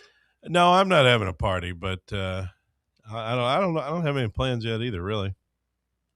But I have friends, so that's good. Oh, okay, it's good to have. Yeah. What are you guys going to do in Arizona for the game? You said just go to a bar? I think so, yeah. I don't know if we're going to like a sports book. Like, I don't know if we're going to go to the casino and like watch it at the sports book or like just go out to a bar or something. That'll be fun. Yeah, I haven't even found it in myself to really like dive into the props and stuff for this one. I haven't either. I don't even know like who to pick to win, let alone who to bet on, 3 catches, 20 yards, whatever this. Yeah, I mean, I'll probably just ride with. See, I feel like in the Super Bowl, especially like from the Seahawks side, like, do I want to try to get cute and go with like AJ Barner, like Sam made us do Matty 2 weeks ago when we lost our parlay because this guy didn't get enough catches? Do we go with that, or do we just say, hey, let's give it to Jackson Smith and Jigba because he's going to find a way to get the ball 10 times? Or does Vrabel say, hey, we're going to do what Belichick used to do, which is we're going to just double team that guy and make everybody else beat us. We're not going to get beat by the best player on the field. We're just going to make sure that doesn't happen. Plus, the Patriots got Christian Gonzalez, who's a pretty good shutdown corner. Do you put him there on Jackson Smith and Jigba and a safety and say, good luck, Cooper Kupp? Do you bet on somebody like Cooper Kupp to pop and maybe be a guy that exceeds his expectations because his expectations are low, but surely he gets at least like 40 yards, right? I don't trust the Seahawks to be able to run the ball on the Patriots, which is kind of why the more and more I talk about it, I kind of think the Patriots are going to win. And I don't want the Patriots to win. I was fine with Mike Vrabel getting to the Super Bowl. Him winning the Super Bowl would actually kind of suck. I'll be sad. I wasn't sad him getting to the Super Bowl because I was like, hey, you beat Jared Stidham. Big whoop. But now you win Coach of the Year and you win a Super Bowl and you beat a legitimate Seahawks team. That would kind of suck. That would be a little miserable for me, to be honest. Worse than the A.J. Brown trade? No, because like that literally impacted me and like my viewing experience. I got stuck watching that bum Traylon Burks. That is a family friend. That kind of checks out. That your family and your family's friends have ruined my life. You're nothing but stress and trouble. You bring nothing but black clouds. What has my and headaches. family done to you that has ever hurt you? Your friends. I can't forget about Clint and the $500 he owes me. Like, it's just one thing after another. So Traylon Burks being your family friend is actually perfect because he has just been such a black cloud over my fandom.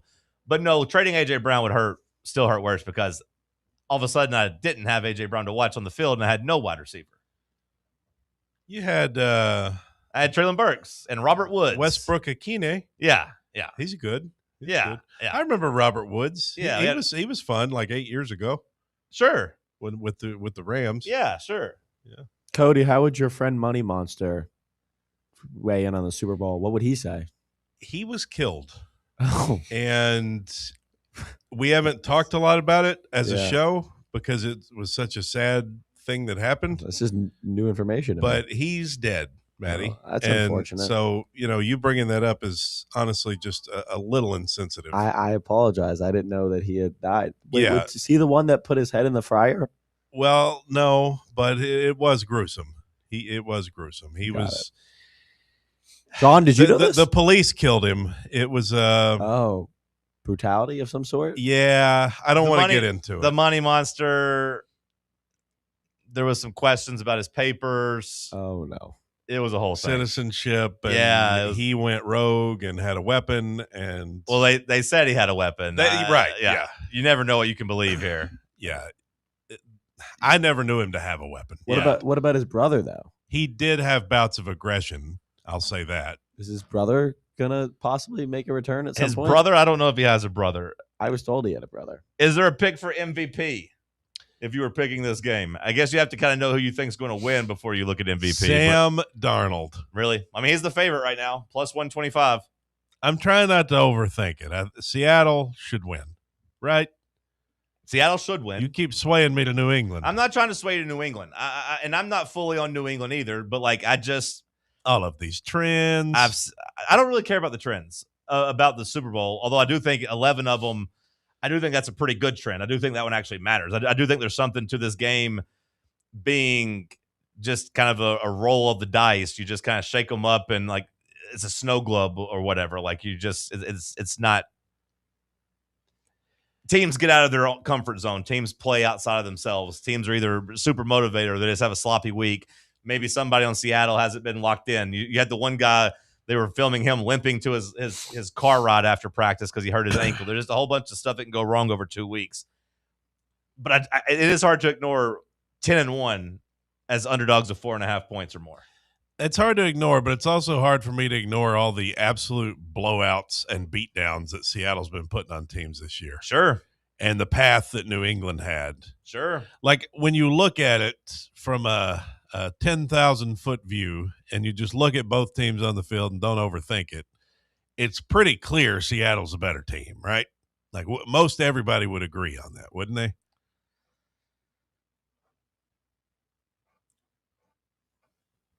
Who has Seattle beaten outside of the Rams that really impressed you? San Francisco with a team that was completely decimated. Completely decimated in the playoffs? I mean, their defense was.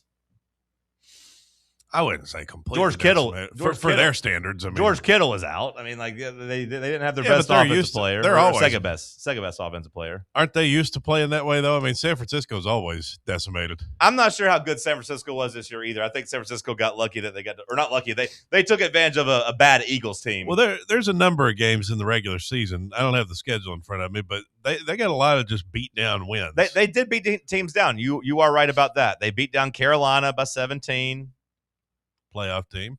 They beat Phillip Rivers by 2. Okay, well that's not one of them, but there's other examples. They beat the Falcons down by 28. Yeah. They beat the Vikings by 26. Uh-huh. They beat the Titans by 6. Yeah. That was on the road. Arizona by 22. Okay, yeah. Washington by 24. Yeah. So they've been taking care of business. Those are all their games since the bye week in week 8. Whooping teams. Yeah, but whooping Washington and Arizona. Yeah, but as New England and Minnesota, the weak schedule New England played, were they whooping teams? They ain't whooped nobody all year. They got lucky that there was a damn avalanche blizzard in Denver. And Sean Payton didn't kick the field goal. I mean, they should have lost to Denver. They beat Carolina 42-13. Yeah. They beat Cleveland 32-13. They beat the Titans 31-13. They whipped a couple teams. They beat New York by 18.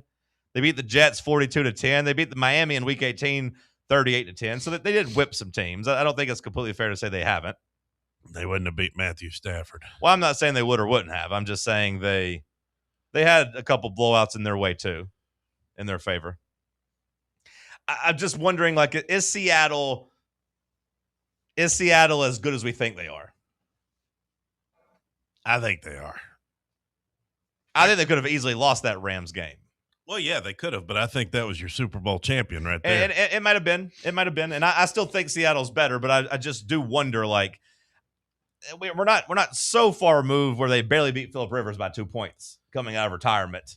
Yeah, but you know how it is. It's the NFL. I mean, everybody, even the best teams ever, are going to have a couple of weird stinkers. Sure.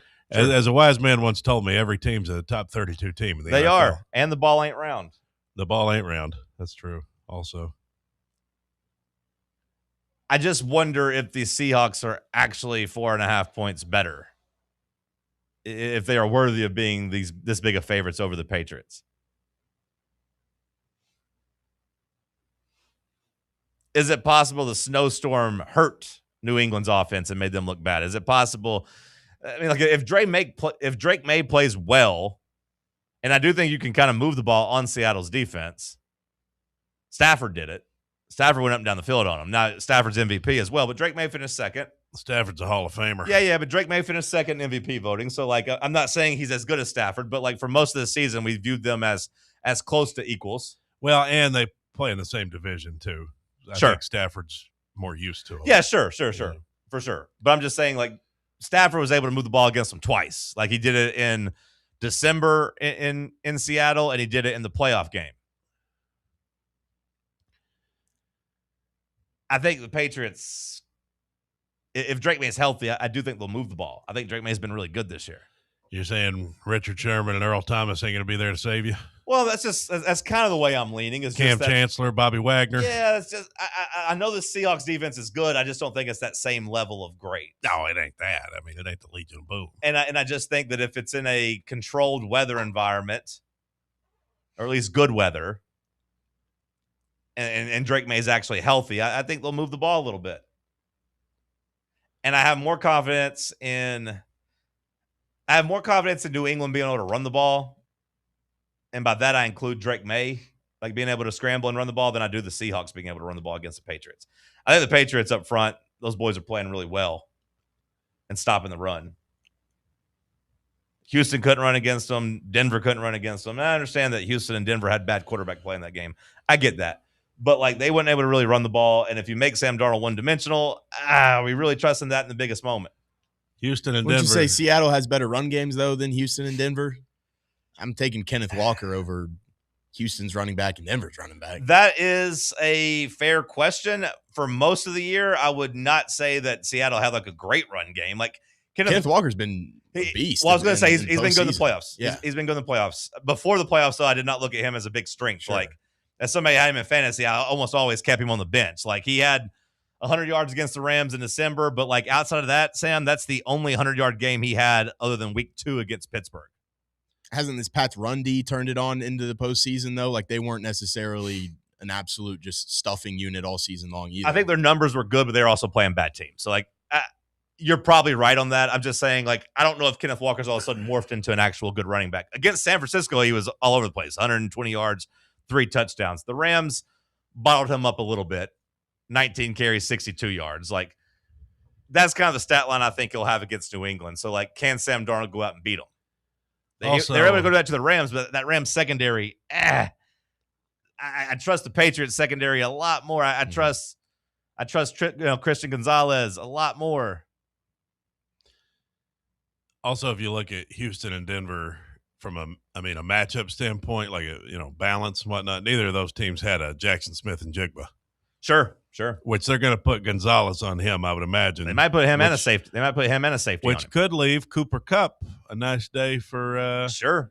I think if I like props, if I'm looking for a prop bet, I would look at Cooper Kupp's props. But like, could be fun. But if you're saying in the Super Bowl you're trusting Sam Darnold and Cooper Kupp to beat you, that's when I come back to I like New England plus 4.5. I think that's my official pick. Maybe Seattle wins a close one, but give me the Patriots plus the points. Last wide receiver to win Super Bowl MVP. Was it Julian Edelman? Cooper Kupp. Oh, duh. So yeah, you can trust that guy. That was also 4 years ago. Joe Burrow was still a good quarterback back when that happened. Even though he's 42 years old now. Yeah, Joe Burrow was even good back then. Last call on the other side. It's Talk Sports on Fan Run Radio. Take Fan Run Radio with you on the all-new Fan Run app. Just search for Fan Run Radio wherever you download your apps. For over 3 years, Crumble Cookies has served the Knoxville area. From Clinton Highway to Parkside Drive. Even our friends out in Maryville have reached you, our fans, with the best cookies in the game. This fall, Crumble is gearing up for yet another fantastic season. Whether you're tailgating or looking for a pick-me-up after getting the kids from school, Crumble has you covered. Download the Crumble app to check out this week's rewards and features. And stop on by. Tell them Fan Run sent you, but don't miss the cookies. Blackford Veterinary Surgery Referral specializes in surgeries not regularly performed by your pet's general veterinarian. They're currently accepting referrals from vets all across the country.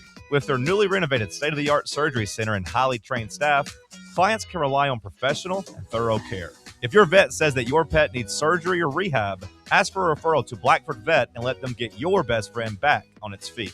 Located conveniently in West Knoxville. For more information, visit blackfordvetsurgery.com. Welcome to Axle Logistics, where excellence isn't just a goal, it's an energy. As a leading third-party logistics company, Axle is powered by an award-winning culture built on a work hard, play hard mentality. Here, the drive for success is contagious and hard work never goes unnoticed. Whether you're just starting out or looking to level up, Axle Logistics is the place to launch your career. Join us and take your ambition to the stars. To learn more, visit axlelogistics.com.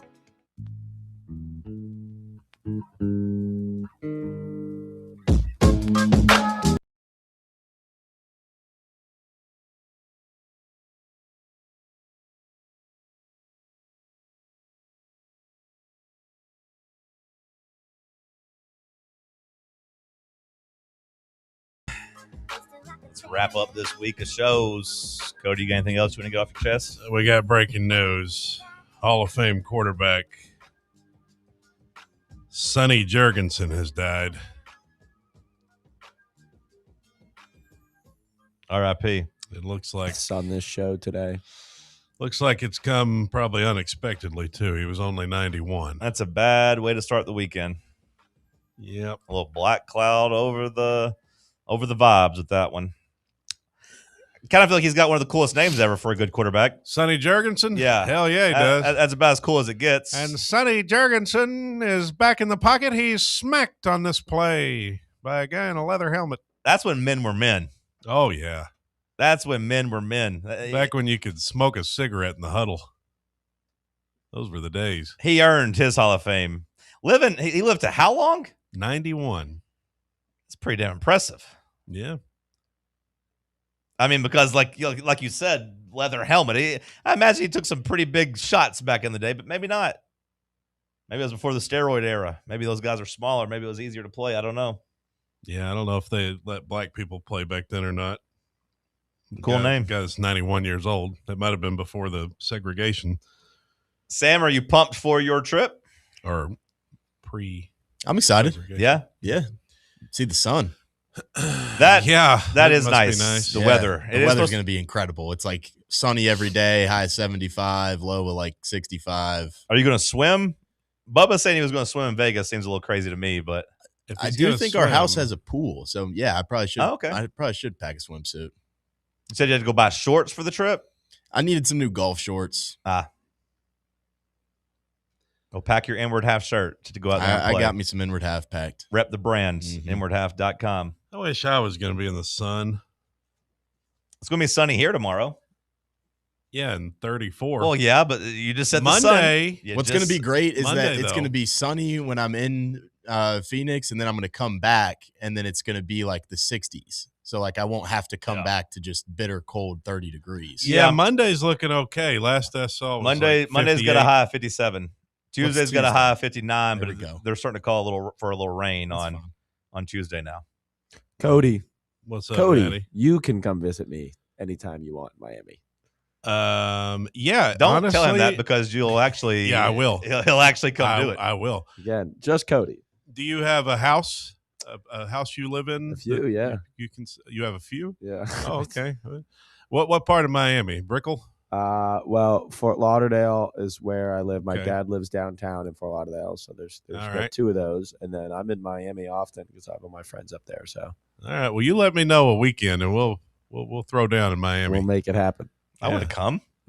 No, He said just Cody. Yeah. Come on, Maddie. I thought you were my boy. Listen, Pat Riley. You don't have here's- to take the Giannis stuff, me stuffing you into a locker. You can If ask Pat for an Riley extra room. heard you came into town, I knew you were associated with me. I don't know that. I ain't worried about it. Hey, me on the other hand, Matty, I'm a big Pat Riley guy. Yeah, baby. I watched Winning Time. I know what a great coach and owner and How many and everything. championships He thinks he's the owner. He thinks he owns the Heat. He doesn't know what the hell I he's know talking what a about. great GM or whatever. I'll walk around town with Well, my I know head he was held a good high. coach. I know he was a good John, coach. you know you're welcome. Just I'll walk keep around the with my head ladies at held home. high. I ain't worried about Pat Riley and his fake mafia hits anymore. I could come through there just fine. If you want to come, John, just leave the ladies at home. That's all I ask. That's right. We'll go out. So we'll have us a time. All right. That's good. I got something to look forward to. You can also fly right into Fort Lauderdale, which makes it simple. Allegiant. Or you can fly right Yep. into Miami. And now they have a flight to Key West on Allegiant directly from Another there. thing about that Miami airport, which I'm sure you know, is they have a Versailles restaurant in the airport. You can get those ham and cheese empanadas right at the airport. They do. I don't fly out of that airport. It's one of the worst in the world. I refuse to fly out of. I've never been to Miami. Really? I want to go. You would love it. I think I'd like it for a short time. I don't like going somewhere and spending a whole bunch of money, though, on drinks and stuff. That ruins my buzz. Well, it's the good news is TalkSports and Fan Run Radio is financing the whole trip. That's true. It's the only American city where you truly feel like you're in a different country, but in a good way. I wouldn't say the in a only good way. American New city. Orleans. You feel that way in New Orleans? Yeah. You're in a different world down there. Yeah. It's a different world, but it I don't know. It still feels Minnesota strangely these American. days, I would say. What he's saying is there's a lot of foreigners down in Miami, so you feel like you're in a different country is what he's saying. That's what he's getting at. Right. Like Not just like anything goes like New Orleans, like where you're like on vacation, anything goes. He's just saying that you look around and as a white person, you get uncomfortable. You kind of feel that way in Los Angeles, but there's few cities where white people are actually the minority. But those are a couple of them, which I'm fine with. I still have a great time. Sure. Maddie, enjoyed you being here on Friday. Thanks for hanging out in Bubba's chair, classing the place up a bit. Hope you have a good weekend. Good luck in your game on Sunday. Good luck in your game. Sam, safe travels to Arizona. Hope you have a good time. Hit them straight. See if you can find some oceanfront property while you're there. I will. You have a good weekend as well, my friend. You too, man. Have a good Super Bowl party. I'll see you guys on Monday, or at least a couple of you, or I guess just one of you. I'll see you on Monday. The Tony Basilio Show coming up next. Come hang out with us at Barley's on Saturday. Have a good weekend.